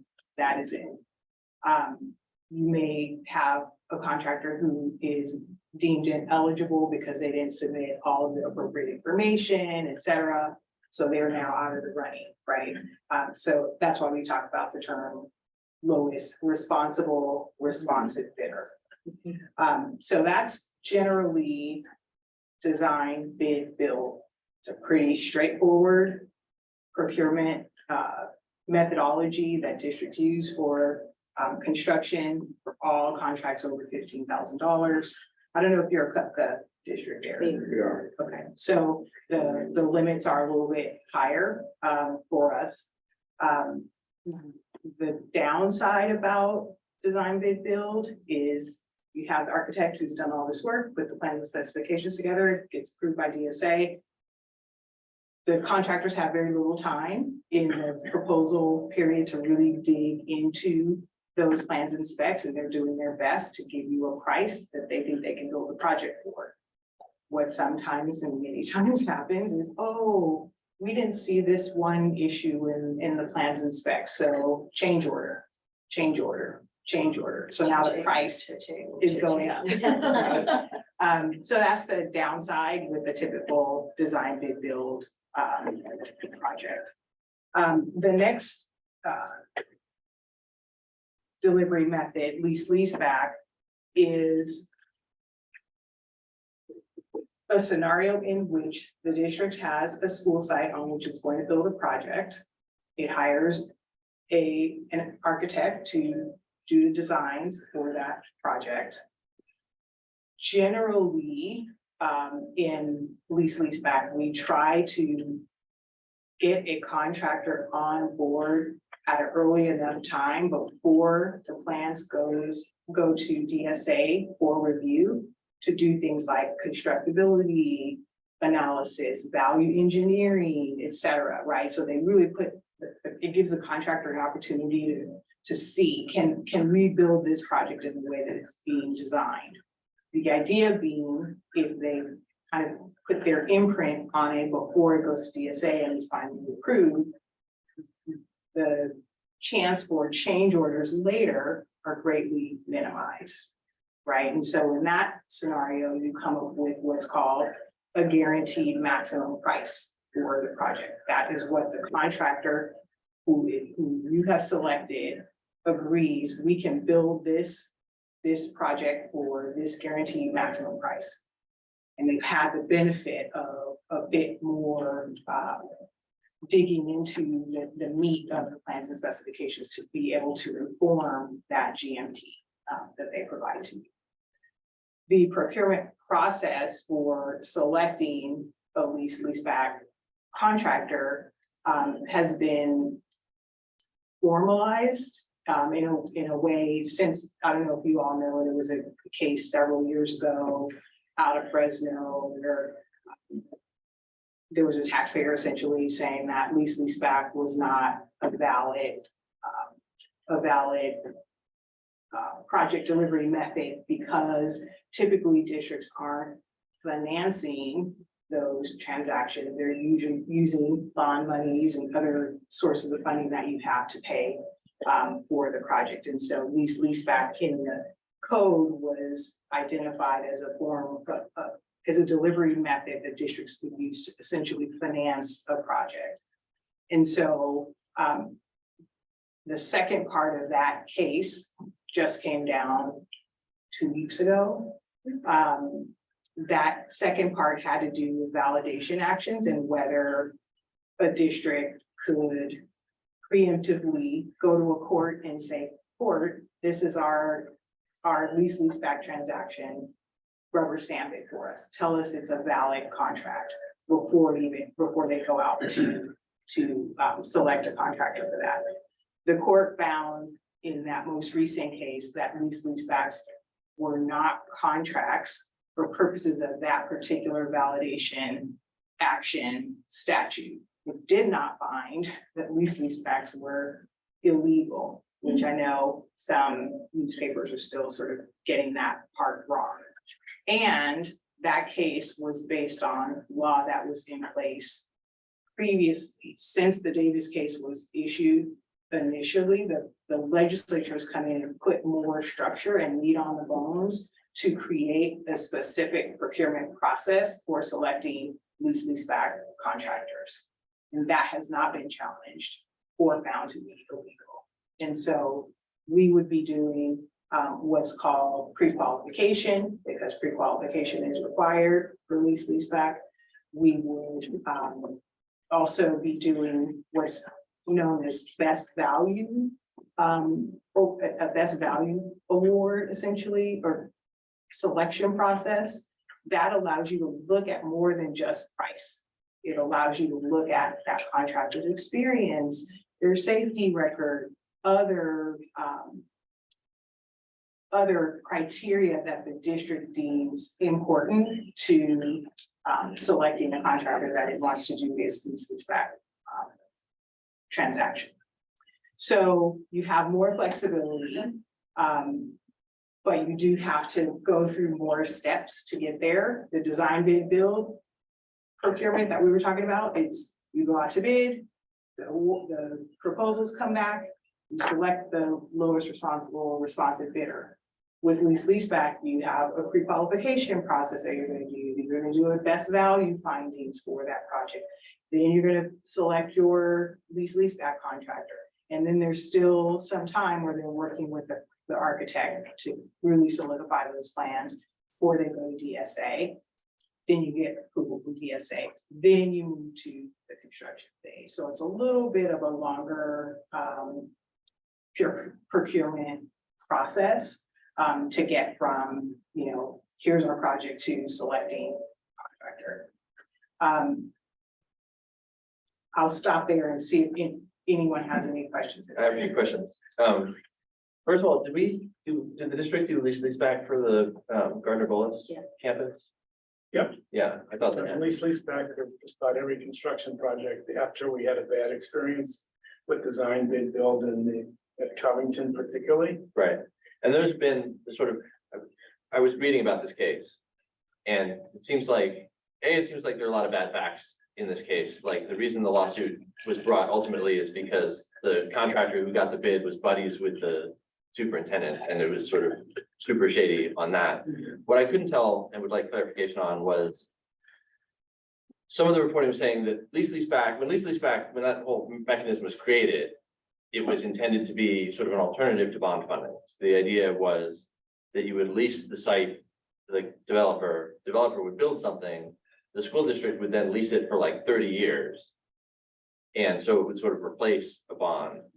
And obviously that's not the way, my impression is that's not the way it's generally actually done. The way it's actually done is we lease it to the developer, they build something, and we basically pay the lease off at the end of construction under terms that amount to, and I couldn't tell from the reporting, but it seemed like whether that was legal might still be a live issue, right? Because just so make sure that whether or not I'm understanding the reporting, which, as you say, was shaky in some circumstances. The decision from the Supreme Court was that it's a very technical validation standpoint, and the rest of it was sent back down to the lower court. I think including the question of whether this sort of lease back immediately paid off with bond funds was legal. Right. Is that true? So that is true. However, how we structure our lease back documents is we do build in a financing period after the construction is completed. And so how long that is varies from district to district. It's not very long. It can be 3 months, it can be a year. But there is some additional time beyond the conclusion of construction that accounts for that financing component. The issue is that the statute that authorized lease back doesn't go into nearly any of that detail about what you just said. Right. In terms of it's meant to be an alternative, it's supposed to be used in this way and lease for that long, et cetera. It does not have, it is like literally the statute that's this big. Right, Gotcha. so it had no bones on it. And so now I think the legislature is trying to respond to the Davis decision by creating more structure and a formal process for districts to actually select lease back contractors that they believe is compliant with the law. Here's what I'll say. If the court finds that some financing is required, other law firms will do what we do, which is, and I think most ed law firms who do this work have added in a financing component. Okay. The court's not gonna make up what that has to look like, right? The court's not gonna say it has to be for 30 years or it has to be under these terms or those terms. That would have to be something that the legislature puts in place in statute. Right. So, but I do think if some negative outcome comes out of the remand, the legislature will respond to that, is my sense. This is a very popular procurement methodology that seems to be supported at the state level. So I think I don't see these back going anywhere. Okay. Yes. First one. Yeah. So just to clarify, the fundamental mechanism for lease back is we own the property. We lease it to the contractor for how much money? The guaranteed maximum price, ultimately. No, we lease it, the contract, it's generally $1. Sorry, you meant, we lease it to the contractor for like $1. Oh, so you mean the first part of the lease, and then they lease it back to us? Yeah, the lease back to us. Well, is no, the- the first lease Right. is how much? How much is that? for? It's- How long does it it's- last? It's typically nominal, and it does correspond with the term of construction plus that financing period. Right, that additional financing period coming up. And then the contractor leases back the property to us for 30 years. No, Oh, or how long? for the term of construction plus that additional financing period. Okay. And once that's concluded, the transactions is done, the lease is over, and the property is ours for you. Okay, so when after the financing period, there are 2 leases that expire essentially. Yes. Okay, all right. I don't understand why a design bid build situation, why you can't cooperate with the builders to get what you want. Well, so. I mean, why can't you say to the builders, come and look at my plans and see what it's like, give me comments and stuff like that, and then go out to bid? Well, so there is a phase in the procurement process when the RFP is basically out there on the streets and the contractors are deciding whether they're gonna bid on it or not. There may be like a walkthrough, there may be some other informational meeting. There certainly is an opportunity for contractors to ask questions, request for information, and then the district prepares, essentially a response that is issued to everybody so that everyone gets the same information from the district and understands what questions are being asked.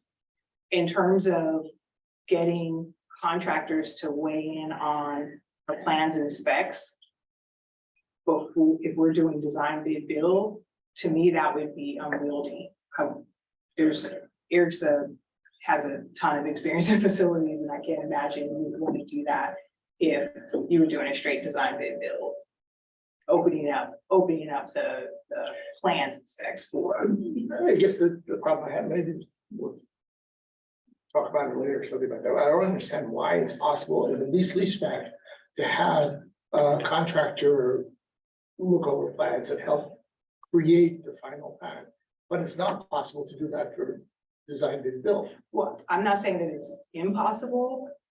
To me, there's some efficiencies because the contractor who's doing that in the lease back context is the contractor that's going to build the project, right? So they are looking at it from a very specific standpoint. You might have contractors who, reasonable minds differ, right? And so you have 5 different contractors reviewing your plans and specs for a hard bid.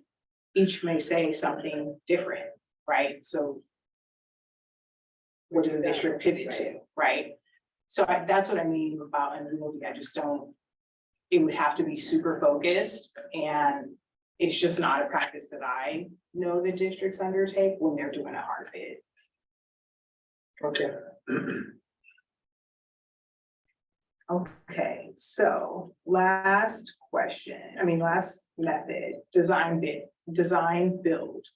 So design build is essentially a structure where the district selects a team to do all of the architectural, all of the construction, every asset, but essentially they're designing the project and building it all as a team. So the architect, contractor, the district sort of creates this team approach to developing the project scope and then ultimate plans. And then a price is essentially established for the construction of that design build project. Design build used to have a much higher threshold for districts to be able to use. That was lowered maybe, I don't know, maybe 10 years ago or so. Now it's $1 million.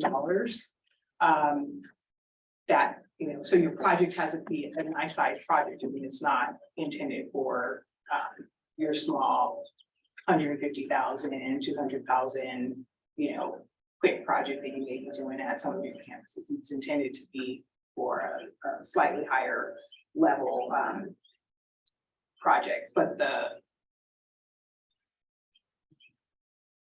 the sort of the challenge with design build in K-12 is that it isn't really utilized very often in K-12. You see it a lot more in community college districts. And even in some city or county type entities that use design build, so there's not always a true familiarity with the design build process and the collaboration that's required. You know, we have the different consultants and contractors who are used to being separate entities, right? All kind of working on the projects in their individual capacities, forming these design build sort of joint ventures. They're all in it together, right? So from a liability standpoint, all of that, right? They're all sort of tethered together. And so I don't know that you have as many proposers for design build as you would have for like a lease back, where now contractors, you know, are much more familiar with how design lease back works, et cetera, and certainly for design bid build. So that lack of familiarity can make it sometimes a little bit clunky getting through the design build project. What I will say, and I forgot to mention it for lease back, is both of these procurement methods require skilled and trained workforce. So there's certain labor requirements for these particular methods that have to be either built into the contract, and or if you have a PLA, project has to be added into the PLA. You don't have a PLA, which is a project labor agreement, then you have to essentially, or one way of meeting that requirement is to enter into a project labor agreement with your local trades, et cetera. That'll help comply with all those labor standards for skilled and trained workforce. So it's just another, you know, requirement. I won't say hurdle, but it is a requirement that sometimes some contractors, smaller size contractors, aren't always necessarily able to meet. So I think that of the three methods for your small, really straightforward projects, the design bid build is perfectly fine. For your more complex projects where you really want to have a say in the contractor that's going to do that work, either lease back or design build might be optimal because you have more flexibility in the selection process. Shelley, is the timeline relatively the same for each of these three methods? If you can just speak on that a little bit. Sure. So for design bid build, you typically have your architect who's doing all the front end work, right? So putting together the plans and specs, getting through DSA if DSA is required for that particular project. And then once they're done with that portion of the project, which is the plans, you simply attach those to your RP, you go out to bid, and you set a timeline. That timeline can be probably 6 to 8 weeks, depending on, you know, how busy your folks are and when you need to get the work done, right? We try to capitalize on summer projects, for example. So you see a lot of design bid build projects on board agendas, like for awarding contracts now in June to really get folks on campuses in the summer. So that's a pretty straightforward. Once you already know that you have your plans in place, pretty straightforward process. For lease back, you can have your architect, and you want your architect to get deep into the design of a project before you move forward with the selection process for a lease back contractor, because you want them looking at the plans late enough, right, so that they're complete enough to really do a thorough constructability analysis, but not ideally not after DSA has already signed off on it, right? Because if you change anything, you have to go back through DSA, and that can be its own very lengthy timeline. So it's really more so about when do you bring your lease back contractor in during the design phase of the project. And again, you have pre-qualification. Typically, you just pre-qualify a pool, and you pull from that pool of pre-qualified folks. So that helps in terms of streamlining. You know, you don't have to do that pre-qual every single time you do a project. You do it once. If you know you're gonna have a series of 6 to 10 projects coming, you have that pool set, right?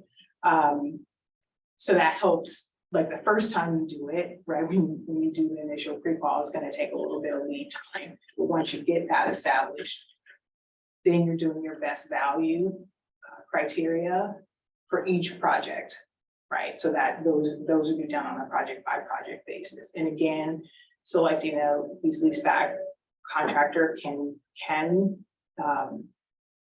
go pretty quickly if you needed to. But again, that assumes that you've done that, you know, all the pre-qual work they need to do. And then the design bid build similarly has like an RFP process. At that point, you're selecting everyone sort of all at the same time. You know, in that instance, generally no architectural work will have been completed at that point. You may have, for example, your facilities master plan. Pull out Santa Rita School. Here's what we want to, you know, get a team of folks to help us figure out how to modernize this campus, right? So you set your scope, you include all the different entities within the design build team. Again, that can, in that instance, you are looking at things like qualifications and whatnot. So you need to build in enough time to be able to have interviews and, you know, other things like that to really understand who is proposing on the project. So, so that, you know, you may want to take a little bit longer with that process than like a 6 to 8 week turnaround. You might want to take a little bit longer to really vet who the design build team will be.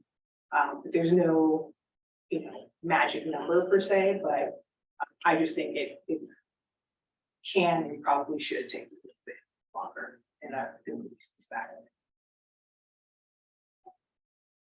Yes, Brian. Can you talk about, it's not obvious to me how sort of the prefab options that are coming up now map onto these?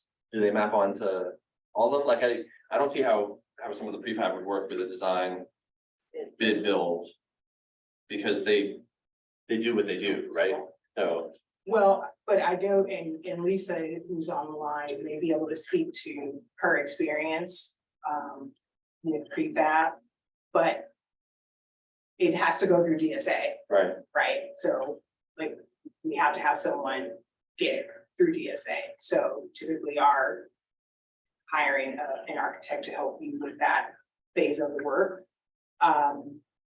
The selection of material and or prefab versus, you know, all the other ways in which you can, you know, build your building, I think is something that you would talk to the architect about early on. And there may be components of the overall project that has some prefab and, you know, in other types of construction as well, like a blend. So they do what they do, but you still have to go through DSA. It's like a portable. Portables have to go through DSA. Yeah, no, I know everything has to go through DSA. It's just, it seems like, you know, as opposed to, you know, a stick build contractor who will build whatever you've designed, right? Like prefab guys are only gonna do this or that, and they're not doing the same thing. Yeah. So, Yeah. maybe it can work. Eric, do you Either want way. to talk a little bit about that? Is that typically a design build? Like I think of the one that we went to Yeah. visit. Was that design build? That had an architect and builder kind of partnership, yeah? Yeah, and they, so certain you know, they used to have Project Frog, and there's all these different type of models that are prefabricated. For example, block construction and Quattrocki Block, they do a thing called Folia, and that's their prefab kind of model. It's like that's their Subaru. And then you have another model is the Timber Quest, which is ADIS Architects and XL Construction, and that's their kind of prefabricated building. the vendors that are installing them, anybody could bid on it. For example, at Hoover School in Palo Alto, TimberQuest is the product that they want to install. But they basically made all vendors be able to solicit bids. So XL Construction has to bid on it like any other contractor, so they're not automatically getting it, whereas that design build component. So it's kind of like a lease back actually. But it's a prefabricated model that they're going to install. So it is some of the vendors who have installed the product multiple times, they have a competitive advantage because they've done that model. They've installed it numerous times and they know how to make it quicker and cheaper and more cost effective than other vendors. So that's the advantage sometimes of using a vendor that's done it before. So there are differences but you can, how you procure it is different than the actual thing, but most of the time, you probably get better cost savings if you select somebody that's done the project multiple times before. There's also some pre-approval on some of those, right? Yeah, and so that makes the DSA process quicker. When you have a prefabricated model that has a PC number, a pre-check number, the DSA has seen the drawings before, they know all about it. And unless the code changes dramatically, it's going to make the approval process much quicker. Some school districts are doing prefab for certain parts of the campus, and then they could do a stick built on another part. And then the architect will, the stick built part might have more DSA review and back check, but the pre-approved part that's already been through DSA, the prefabricated, that's a much quicker process for approval. So that what Eric just brought up, I think is really important to think about when it's something like the 10th site or for a whole campus. In the sense that it is actually very straightforward and done quite often, that several of the buildings on a campus can be approached as prefabricated or pre-approved buildings, other buildings not. And are conventional, you can do them in increments, but the whole DSA approval, sign out, inspection, all the rest of it gets coordinated for the entire campus across both methods of approach for the building itself. I think the classroom additions that were proposed in the master plan for Block and Egan, those are also very straightforward classroom buildings that there's a lot of competition actually in terms of what products are available as pre-approved or prefabricated buildings. So it sounds like what you're saying is that we should be thinking about the the prefabricated components as products, not as sort of companies. So we sort of figure out that we want to use this particular prefabricated product, but then it still sort of kind of goes through one of these processes in terms of how it actually gets there. Yeah. And It is basically a product. I mean, they vary as far as like there's a lot of work that goes into the ground, and things like foundations are always site specific. I think that, you look at, say, a big, campus, an existing campus like Block or Egan, where there might be a 12 classroom addition for 6th grade and a lot of modernization. So that modernization is not going to be particularly compatible with a pre-approved product, but the entire project ends up being one that DSA will want to look at in a holistic way. So yeah, the buildings can be looked at as including 2-story buildings, 1-story buildings. There's definitely a way to take advantage of some of the efficiencies in the industry, and be able to make sure that you're getting the right approach for the right parts of the project.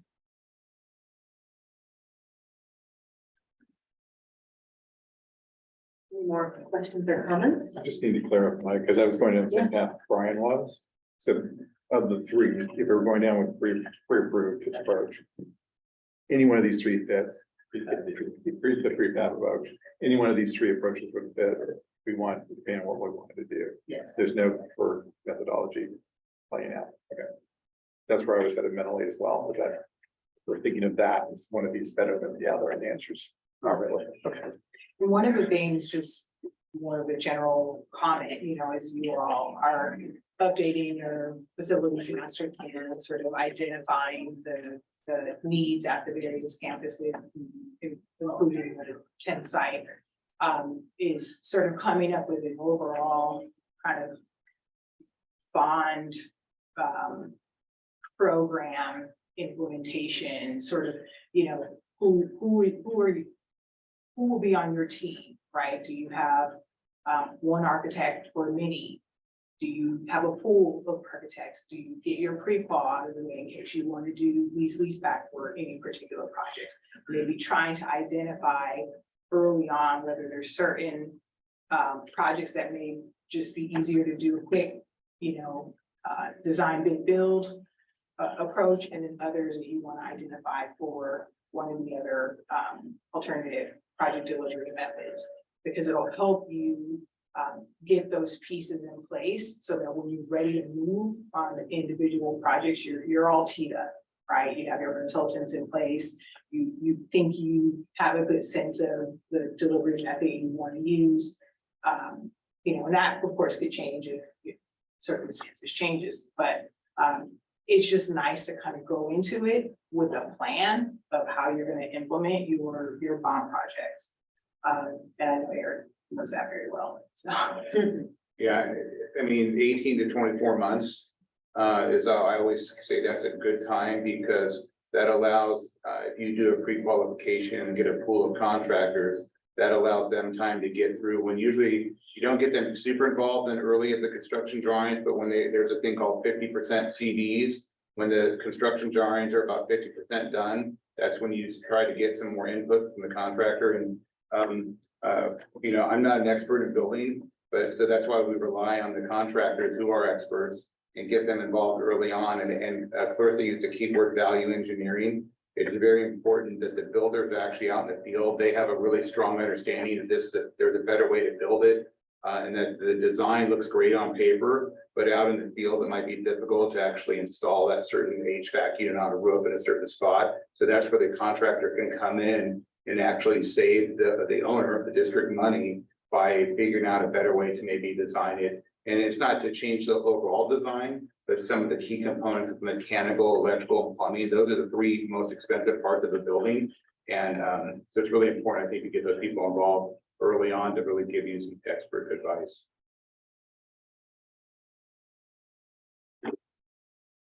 Anything else?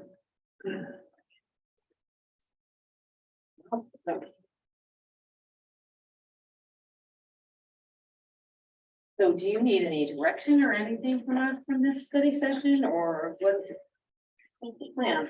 Well, I'm going back to a slide that there were some ones at the end of the 10th site, yes. Presentation part around June, and I guess my question would be, do we want to take a little lunch break?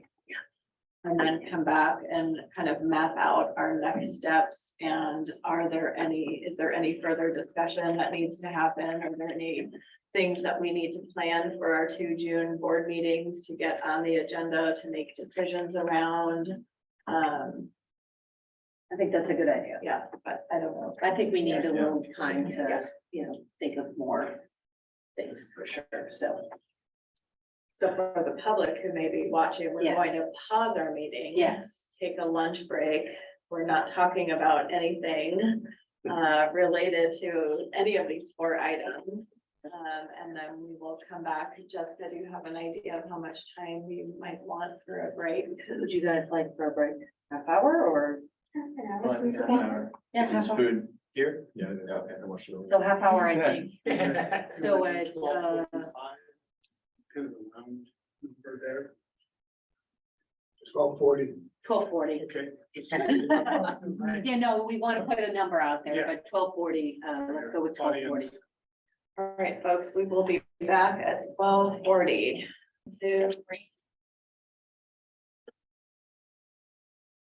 That works. Welcome back, everyone. All right, so I think it would be great to have you, and we have it up here, slide 9. Is to just go back through. We want to be sure that we continue to make progress and are good partners in the agreements that we have. So do we want to go through this list again to see what might we need to bring back in June, what further information. Randy, I don't know if it's helpful for you to go through these pieces again, or if you want me to. What do you need from us? Or from them? Well, I think we talked in January, I think it was January, about, what are the next steps or what do we have to do to keep on track, not on schedule. And it was basically authorizing the design development phase. We also talked, if I remind you, we talked about a plan for the HVAC and roofing, some of the campuses, right? Getting designs for that done. So I'm sure Lisa's listening and, needs to get her the contract she has updated with some kind of an amendment. Is that right, Eric? You have an amendment already and it could be an extension some kind. So that's one of the key things. I think that's the major key thing right now.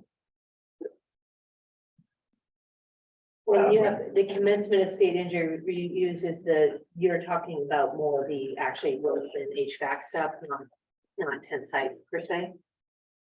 Correct. That's what Okay, I just wanted to reiterate that. I'm sorry, say that again. So in here, so we have all these check marks, one of them being commencement of state agencies reviews and approvals. Oh, that's for the, yeah. That is for HVAC and roofs across the district of current facilities. When I saw it first, I saw, in my head, I saw 10th site and I'm like, Yeah, we're not there. yeah, you need to get through all those other. Yeah. Exactly. Randy, according to someplace in here, in July, I believe it is, we're gonna get a draft, EIR, is that right? we are. It's what's it called? That's all right, that's fine. Yeah. You will let us know if there's anything in there that we need to know about. Sure, absolutely. And then we'll get it in August or what, when do What's we? what do we have? get it? Well, it says Q1 of 24. Yeah. Yeah, but that's the draft we, We're talking about sequel now, yeah, right? the Oh, sequel. Yeah, So there is the public Is it review on period. flag 4. Yeah.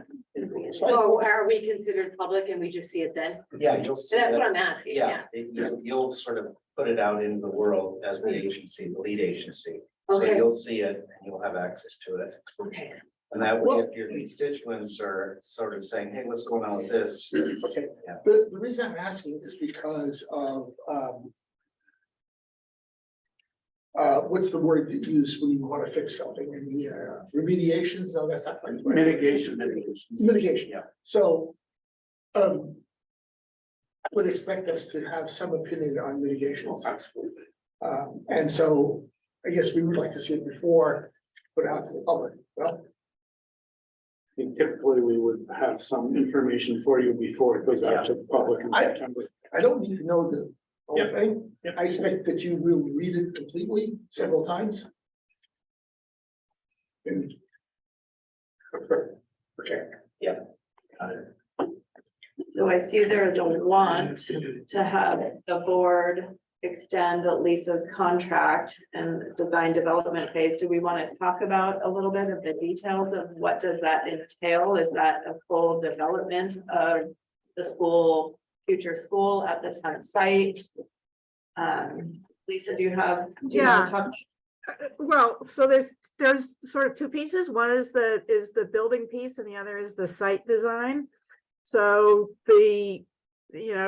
as Peter had talked about before, we have our neighbor very very proactively going forward with the property line edge. And we do want to be able to work with them on all of the civil design that goes with that.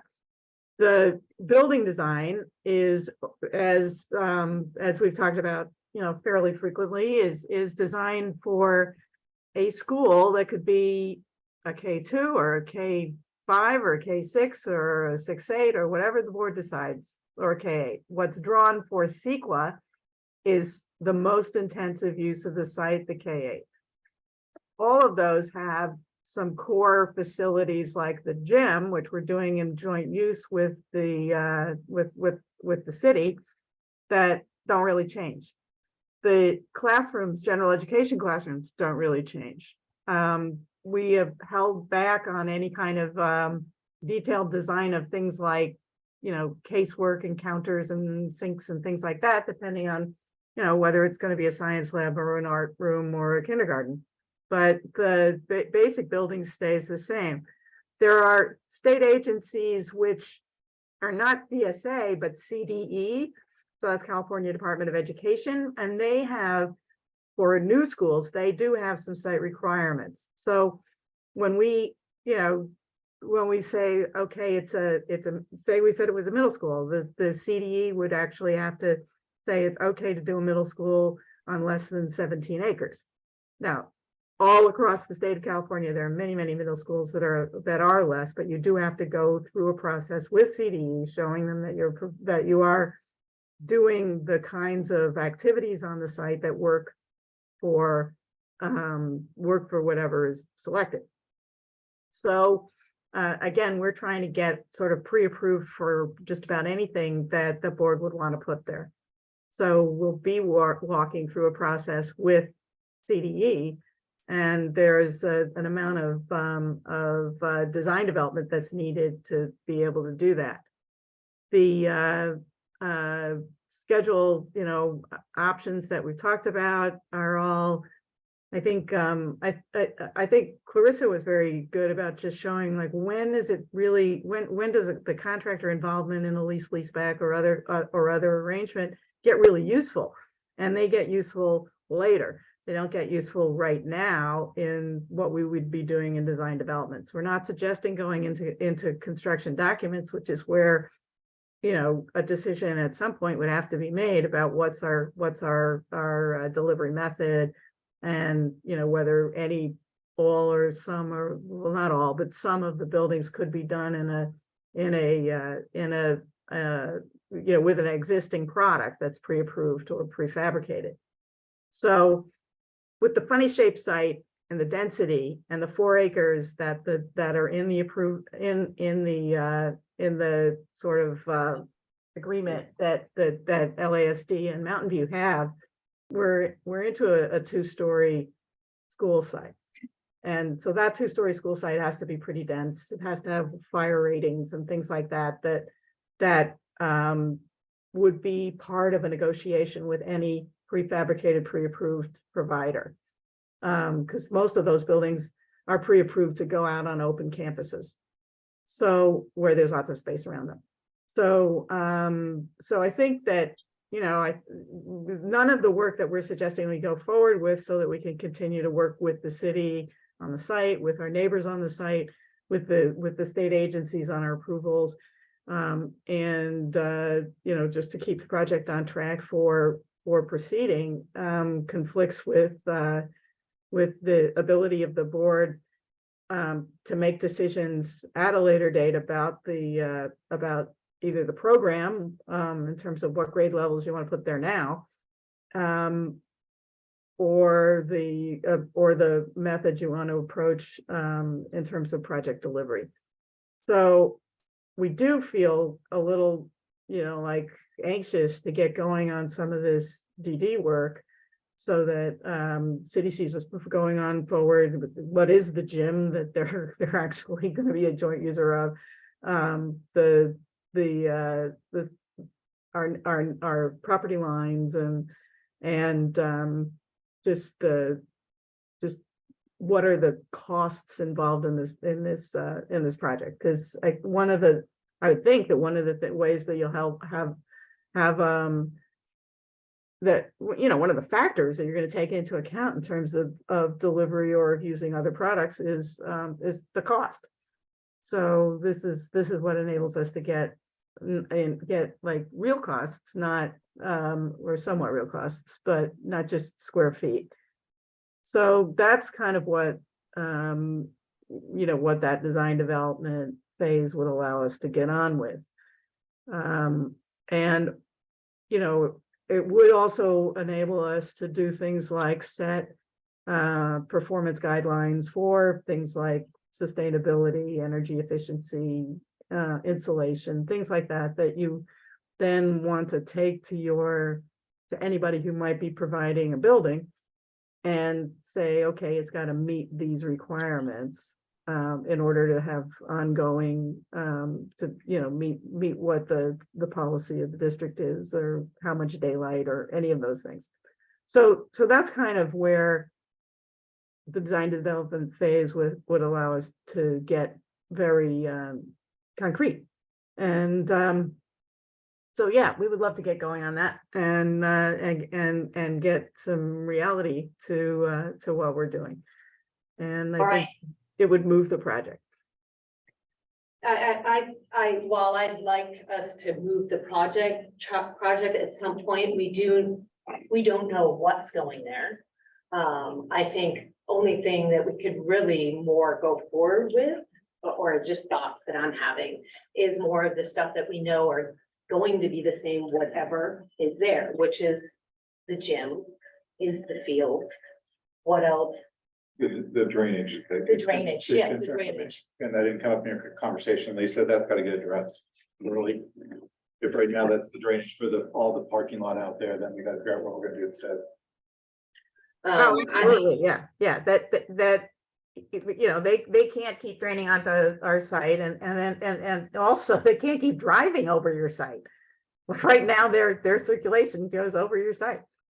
So I think that's one reason why they're being so proactive in saying, let's get together and figure this out. Lisa? Yeah. How much are we talking about here for your contract? Well, depending on what you want me to do, it's, it's a lot. It's, I don't know, hundreds of thousands of dollars. Did we share that? Well, We're just wondering what it is at The this. extension. yeah, I know. Well, So is there a scope of work that you Well, all yeah, would so- Yeah, consider? that's what where we. well, need so to go. we have commitments that we've made to the city of Mountain View. Correct, yes. And looking at the existing resources, we have just about enough maybe to keep those commitments. If we spend nothing on anything else from our funds. So that seems to me to be the top priority, right? Like, we have to be able to build the field, we have to be able to build the gym with the money that we have. And so we have to design those things. To Steve's point, we basically have to design the whole site to do anything on it. So that makes sense.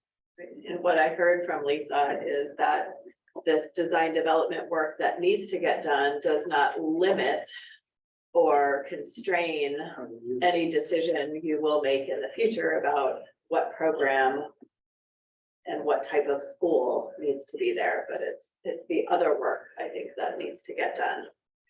Yeah, I think, we specifically, designed the wing of classrooms that's along the Hetch Hetchy, that's next to the Hetch Hetchy thing, to be on a module that's used by many of the various pre-approved providers. It could come now, it could come later.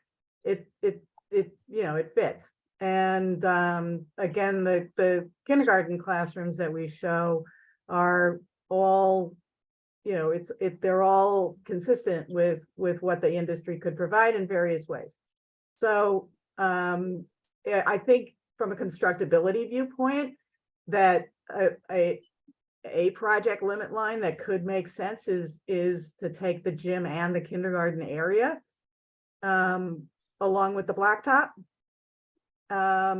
and say that, we know we're going to do some one-story classrooms there that are sized to be appropriate for K, TK, or even preschool. And that's all completely leasable and, usable. And again, what we've thought is if you went completely into something that we have talked the least about, which is making it a middle school, those buildings are also good for science labs. Lisa, on page 5, the kindergarten buildings are the 2 purple ones on the left-hand side. So there's you see the gym, And then there's two like little squares under it. That's the bathrooms and lockers for the gym. And then to the right of that, there's another small gym, practice gym or weight room. To the left, there's two little rectangles. Those are also those are also kindergarten rooms. And then there are, as I said, 4 shown parallel to Hetch Hetchy. So those are so the whole little group there is 6. So I only see 3 parallel to Hetch Hetchy. Those are- I think those are these- buildings So now. you see two long rectangles, and each one of them has 2. Okay, So it's on the screen, Vladimir, it's 2, 2, and then 2 more. okay. So that makes 6. So that area, and I actually was arguing to have this screen shown to you because we had not been showing the extra 2 classrooms that go out into the blacktop before, because you just haven't got that at most of your campuses. But it's again one of those maximum things for CEQA. Why, since we're talking about designing classrooms now, what was the rationale for making them 1 story? Kindergarten, and those are we don't need any more 2-story buildings. If we had a 2-story building over there, it's really far from the elevator, which is in the library, which is at the corner of California and Showers. So that library is that elevator is central to the to all the 2-story facilities, and we get too far away. Given the disability rules, we'd have to have another elevator if we were 2-story in that corner. We don't need it. Is the long rectangular next to the 2 short, medium rectangles, is that connected, or is that 1 story also? The one that's at, I guess, Showers and Hetch Hetchy, I'll call it. Yeah, at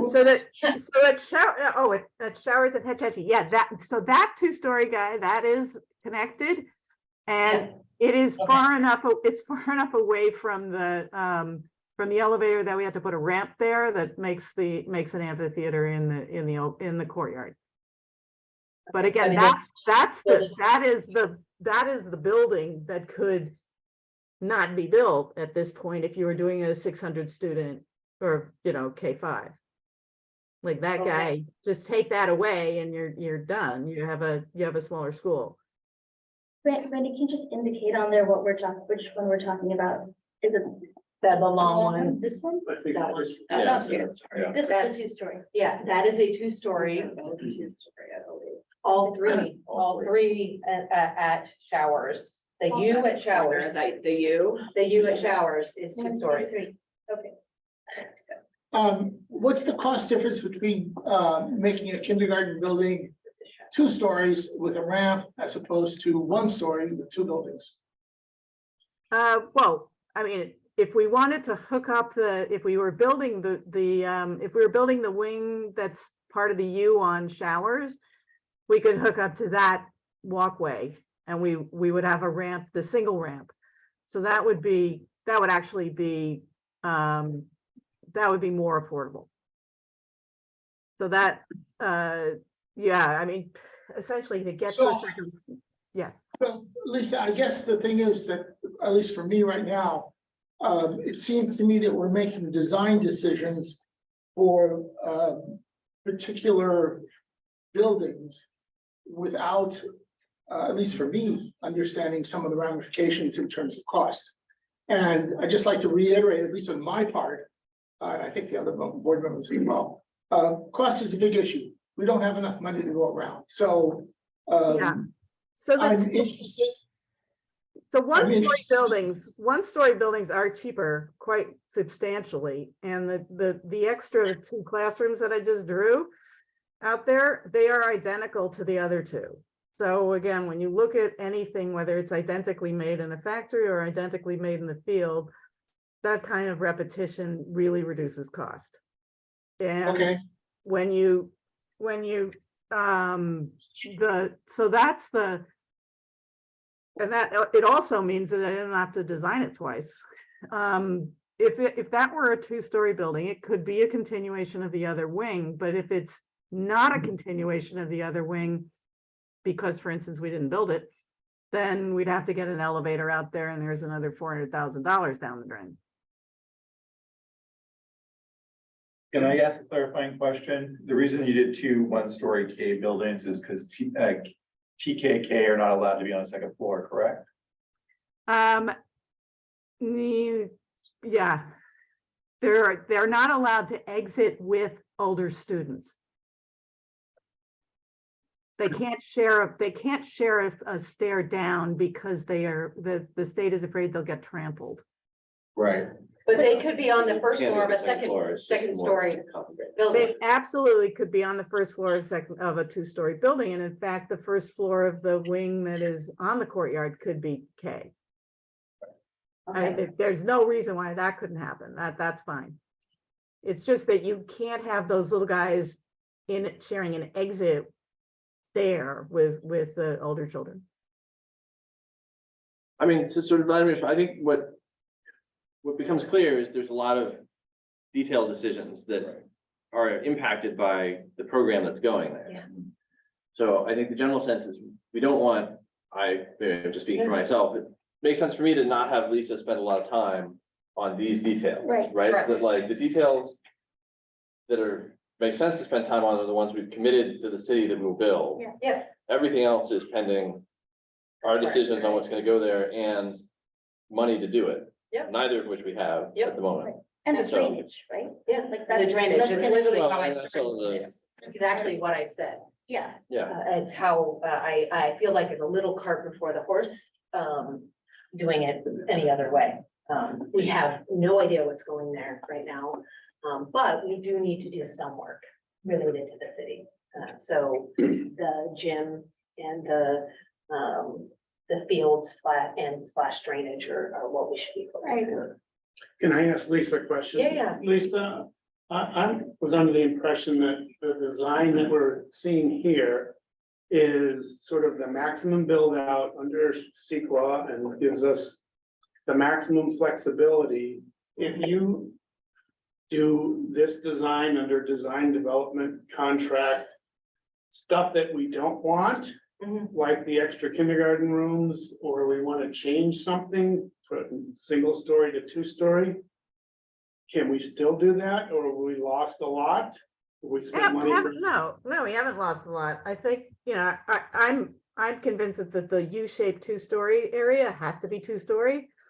So if what we're talking about is the extra kindergarten building, yeah, take it away. Like I said, it's identical to the other one, so it doesn't, there's not even any extra work involved. I think we'd already said that we're not fleshing out the interior fit outs for flex rooms or labs or whatever, because we don't know what's going there. But I think that these are all being designed. I think that Peter's first bullet had to do with permanent flexibility. You're designing a school for the next, 30 or 40 years, and it may house not just the program that you don't know which one is going there next year, but you don't know what's going there in 10 years. And so what we try to do is make sure that this campus is going to be a public asset that's going to serve the district as the needs evolve. Is there any scenario in which we wouldn't have the two-story buildings, the U-shaped two-story, well, part of the U-shaped two-story buildings and the gym and And the multi? the multi? I don't know of a scenario where you wouldn't. And I think one of the things that reasons that I'm saying you're kind of committed to the two stories is because you're committed to this being possible. We're absolutely okay with the two stories. That is not what we're differing on. What we're differing on is we are putting the cart before the horse. We do not know what program is going there. And our community is not gonna love us spending money, I'm sorry, on your time, until we actually know what's going there, is what, we're concerned with. So I'm comfortable proceeding as you and Brian have both said, this, Yes. and Steve and Jim as well. What we know we have between what we were committed to the city and what we know we're gonna have to do regardless. Yeah. So that much I'm completely comfortable. Yeah. Proceeding. So let me make sure that we both understand what absolutely necessary. There's in the middle, there's a rectangular building. And just down below it are two small buildings. Those are bathrooms or something. That's a Those, gym. those are the locker rooms and coaches' offices and things like that. So that whole thing is the gym facility. Okay, and to the right of it is Small gym. what's that? Well, but that's Small not, gym is that's not required, right. Okay, not required. and what for about the the city. two rectangular buildings What maximum? Yeah. to the left of the locker rooms? Do kinder classes. Those are But that's- kinder classrooms. So all we committed to build, With the city. Right here? Yes. yeah, those are. So what the hell is this then? 2 more kinder classes. We've got Or- Then 2 more, so up to 6. He was trying to design a max use of space. So This that's this is 900 students and turf fields and lights and all of that. Full blown K and TK. K combined. Yeah, Full-blown it's TK. TK. Yep. Yep. It's all of the above. Can someone just, now I'm being confused. Yeah. So what are we absolutely committed to build? The gym, which is the bigger rectangular thing near the blacktop, Okay, and then the fields. okay, And then now we really want to do the drainage just because it's the right thing to do. right. We have to solve that Have to before we do build that. anything. Yeah. Yeah. And what about the two little changing rooms underneath the gym? That I is assume- part, that is actually part of what they're looking at as a gym facility. So yeah, it's part of the building. The reason they're separate is that the high bay, you know, the big gym, the big room that you all think of as a gym, that, you know, it's gonna be 18 feet tall or whatever. And the little guys are the bathrooms and changing rooms. Now, it would be, to me,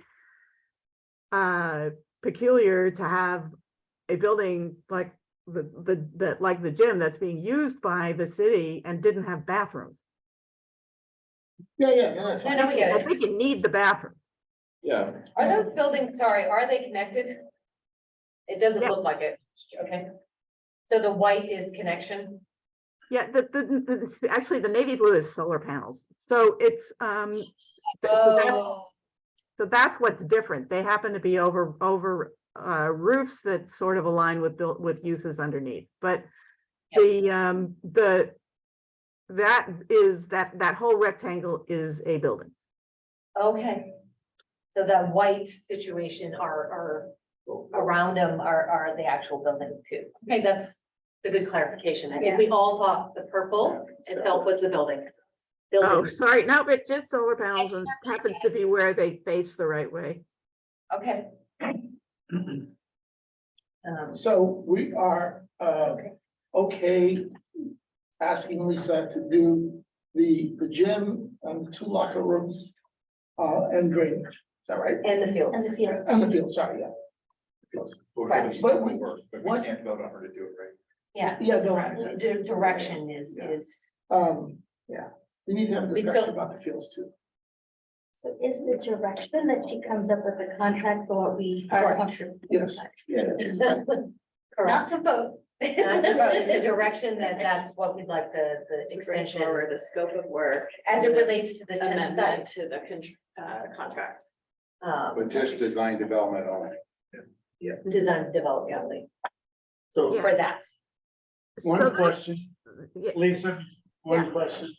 So the small gym, I think we have that there in case the city wants it and wants to pay for it. Do right. you mind being? well, I think this all depends on what we're doing, right? Because like, there's a universe where that ends up being part of a community school, where it's a place where people can come get Yep. vaccinations and free meals and all the rest of that. Sure.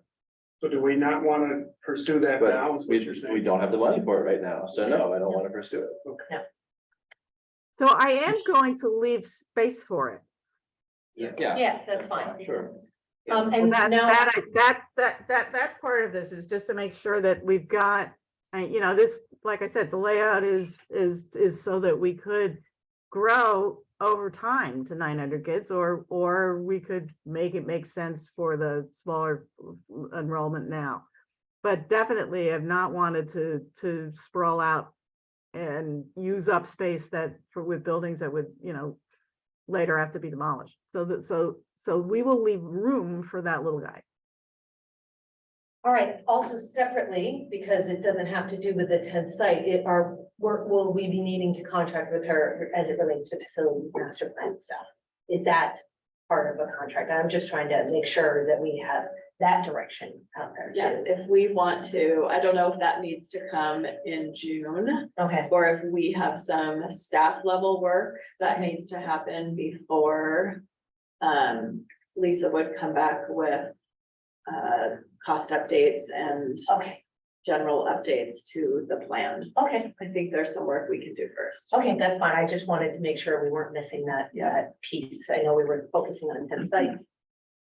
Also going back to that, was it 9? You had the commencement of state agencies reviews and approvals, and those are our current facilities. I don't know if that necessarily has to do with Lisa, or is there any more with Lisa on that? Those are, I think that's part of the design development, even with that chunk that she will do, because around drainage, I'm sure that there's agencies that are going to have to look at. but we were talking, when I looked at that before and I asked the So question I'm- right when we came back, it had to do with the other, It covers both, it covers both. so I The misunderstood. roofs and HVACs is what I was thinking. And I don't know when we need to get at that. Are we waiting until after facilities master I plan? think that would be a part of the planning around the needs. Okay, I just wanted to, Yeah, I mean, if we were gonna do, let's say we wanted to do some HVAC work at Covington for the summer of 24. Yeah. We would want to be in design now, get a contractor on board by December, January, because it might take them 6 months to procure equipment. So I always do like backwards planning. So if we want to do like HVAC work at Covington for the summer of 24, we would want to start design soon, because it would have to go to DSA, 6 months review. But then we have to have a contractor on board, procure the equipment. And then, you know, you want to, if you get a contractor on board by January, February, so they can get equipment ordered and things, and then they would have to do the work summer 24. So you really want to kind of do backward planning on that. That would be just for that component of like getting HVAC or roofing stuff. So that component, you know, I think Eric was talking about this before, is something that goes with the roofing situation. So the loads, how hot is it? How much does the air conditioning have to work? Has to do with insulation and with the performance of the envelope. Very importantly, the roof. Also, a bunch of that equipment goes on the roof. So we don't want to be revisiting areas of these schools over and over, you know, and taking apart new work.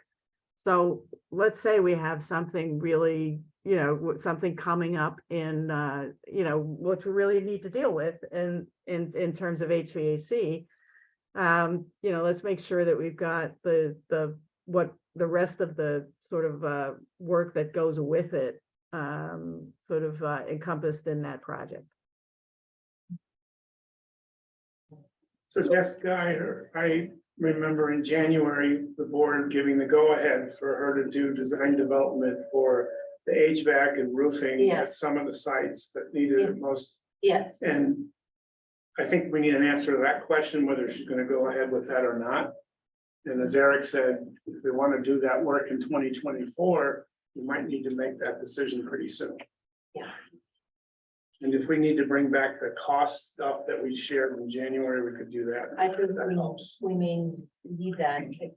Again, I remember it being, we wanted to see it as part of a facilities master plan thing in order for us to really truly understand the cost of everything, and then moving forward, when we had a big plan, we could then start on these somewhat smaller pieces, but We But need to is know. this more of a critical need that like we need to be getting this Yeah. done next summer? And we might need to. I mean, have I'm those- okay with that stuff, with the planning for that stuff moving forward, because we have to do it in the short term, right? Whether it's 24 or 25. Yeah. It's, And again, I would love to get that in front of you for your June meeting so that we can not lose the summer. no, and we understand that. It was just a worry of starting truly to hit into the bond funds that we had sold a different way. We sold as 10 schools, 10 sites, and that we wouldn't spend any money on the sites until 10 schools, 10 sites. So the switch over to planning to start actually working on current sites makes me nervous without the plan in place for everything else. So my comfort level is not there right now at this meeting or direction, but direction would be actually bringing that stuff back so we can discuss it more. I'm not comfortable directing in that department at this meeting. Yeah, maybe we can come back in the short term, because I think Yeah. of the great needs of our existing facilities. Perhaps knowing that we have to do a robust facility master plan update. Yeah. I wonder if we also bring forward like the top 3 most critical projects Yeah. that like we can't perhaps wait Yeah. until a future bond is passed to get done. Yeah. And so we have these things kind of happening simultaneously for you all to consider. Yes. The only, I agree, except instead of saying top 3, I would say for those that meet a certain criteria, whatever. Most critical. Yeah. Most Um, critical. Is it possible to put all this onto a Google spreadsheet? So we have timelines, we know when money's coming in. Or is that something that I have to do myself? Which I don't mind doing. Yeah, we can figure out something like that. Yeah, I mean, that way we all Yeah. have the same document that we're working off of. Yeah. And That we're not working on. Yeah, like, no, you can't be doing that. Yeah. Yeah, no, we can't not, we work off of when we're together in meetings that are publicly noticed.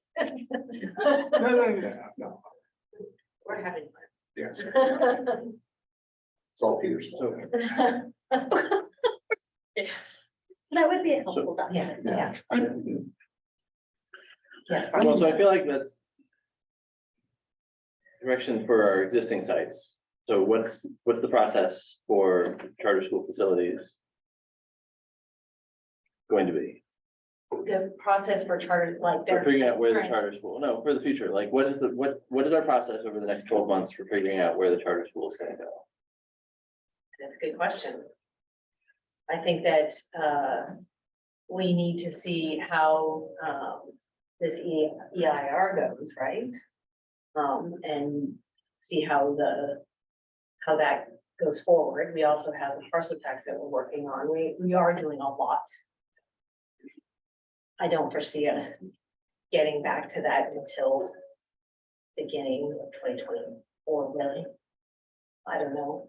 Years from now, No, So we're already in May, yeah, so, we're in 23 now. so just within a year from now, the. yeah, I didn't say a year, I said the Sorry, beginning of 20 the very beginning of 2024, the very Should beginning. be 9 months. Yeah.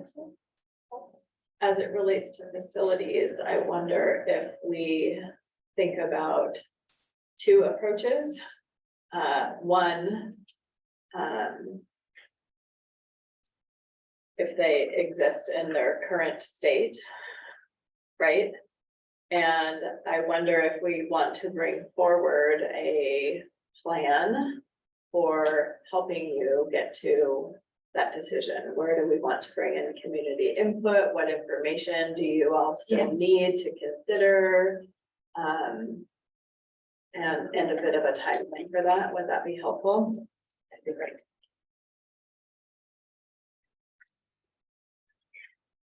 I mean, it's high level.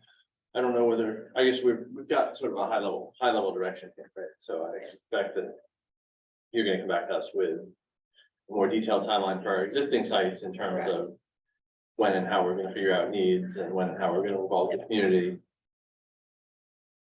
And so not clear whether we reach out to the BCS sites in parallel with that, or whether it's after, or what. Would it also be helpful for us as a board to understand the timeline for the middle school conversion? If we were to overlay that on top of this, like when do you plan to do that, when do you plan? Well, I mean, I think the planning for that is, so if, like, there's a universe in which our community does not approve a new bond. And we don't build a 10th site, and we don't convert to middle schools because we can't while BCS is on those facilities. So that's why it's difficult to build out a full facilities master plan without some. Well, maybe plans in the facilities master plans for Egan and Block for that 6th grade conversion, but we may not be instituting them, right, based on what goes. So I guess the most important thing now is Randy, Peter, Dave, Jose. And do you have what you need from us in terms of direction? However wobbly that direction might be. Yeah.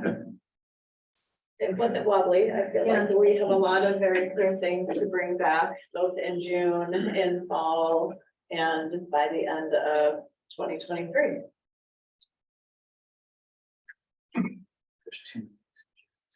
Or anything else on this So- 12 months checklist that we? Well, so have we need to done give over? direction to. We have a subcommittee that meets with VCS folks occasionally. Do we need to give direction for them to do anything, or do we want to just hold off? I don't think we have anything for them right now. Other than. it would Even be to just- communicate this process? I guess, but we don't even know what the process is really yet. So once we have Brian, that, what would you suggest? Just depends what the board wants to do. It sounds like there's a majority who would prefer to sort of have staff work for the next 6 to 9 months and then take it up in January 24. Seems a little late to me for some of the underlying questions. but- I'm sorry. I give you that impression. That was my, well, I General think some of us impression had of actually the- spoken up to that effect. You didn't necessarily give that direction, no, you did. All right, I didn't know that that was other people's Yeah. impression. Can I ask a question? Yeah. Just to kind of clarify, something that you said, kind of, Sandra talked Yeah. about, or just mentioned the status of BCS. Do we have any idea what the discussion is between BCS and the county, like where that's headed towards, or what it is? Because I know that there's a lot they need to answer to the county. I'm just wondering what's going on with that. As far as I've known from watching the meetings, they have not come up. But it doesn't mean recently, but doesn't mean that it's not gonna, in the future. There is a law trying to be passed right now that could possibly give them another year for renewal, but it may be on the back burner. So we don't know whether it's this summer or next summer. So it is something we should find out more about. And it's either, talking to our compatriots at BCS, or also talking to the county to figure out what that is. We did, when I was talking prior, you said you could start at least giving us a schedule of how we would do things, and that could be something Yes. we would get, and then we could communicate to them. I just said we don't have anything right now, but we could in the nearish future. And before 2024. Yeah, it'd be good to get more clarity around where exactly the holdups are. In terms of how different the blocking media plans would be in various alternatives. Trustee Talia, you haven't said anything in a long time. It's been 27 minutes. I think the minutia of this, I would rather see the staff come back with some more structure. Yeah. Before we start weighing into who we're reaching out to. Yep. I agree with Shally. I'd love to understand better what's going on with the charter schools renewal. They got these coming from the county because they're the ones driving that, not the charter schools opinion of it, but the county's opinion of it. Yeah. And understand where that's going. It would be helpful, but let me know. I think we need more clarity before we can start reaching other groups and creating chaos. Which is what I'd be afraid we'd be doing if we start reaching out now. So I'd rather get more clarity before we do it. Is there anything else you need direction from us on this? No, we'll be plenty busy. No doubt about that. All right, any more comments? Can I just Questions? make Yeah. sure Lisa understands the direction? Lisa, do you have clarity on the direction? I'm gonna come back with a DD proposal for the site work, for the entire site and for the gym.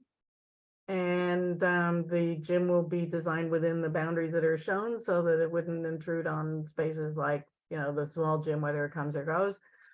And on the master plan and the sort of pressing or urgent needs, then I think, you know, Sandra, you and I need to talk about what kinds of proposals you'd like to see for getting both the sort of shape of the master plan, but also how that applies to the facilities that are falling apart. Yeah, our most critical needs Yep. as they were. Yes. That sounds right. That sounds like what we directed you to do. So thank you. All right, anything more? All right, meeting's adjourned. For now.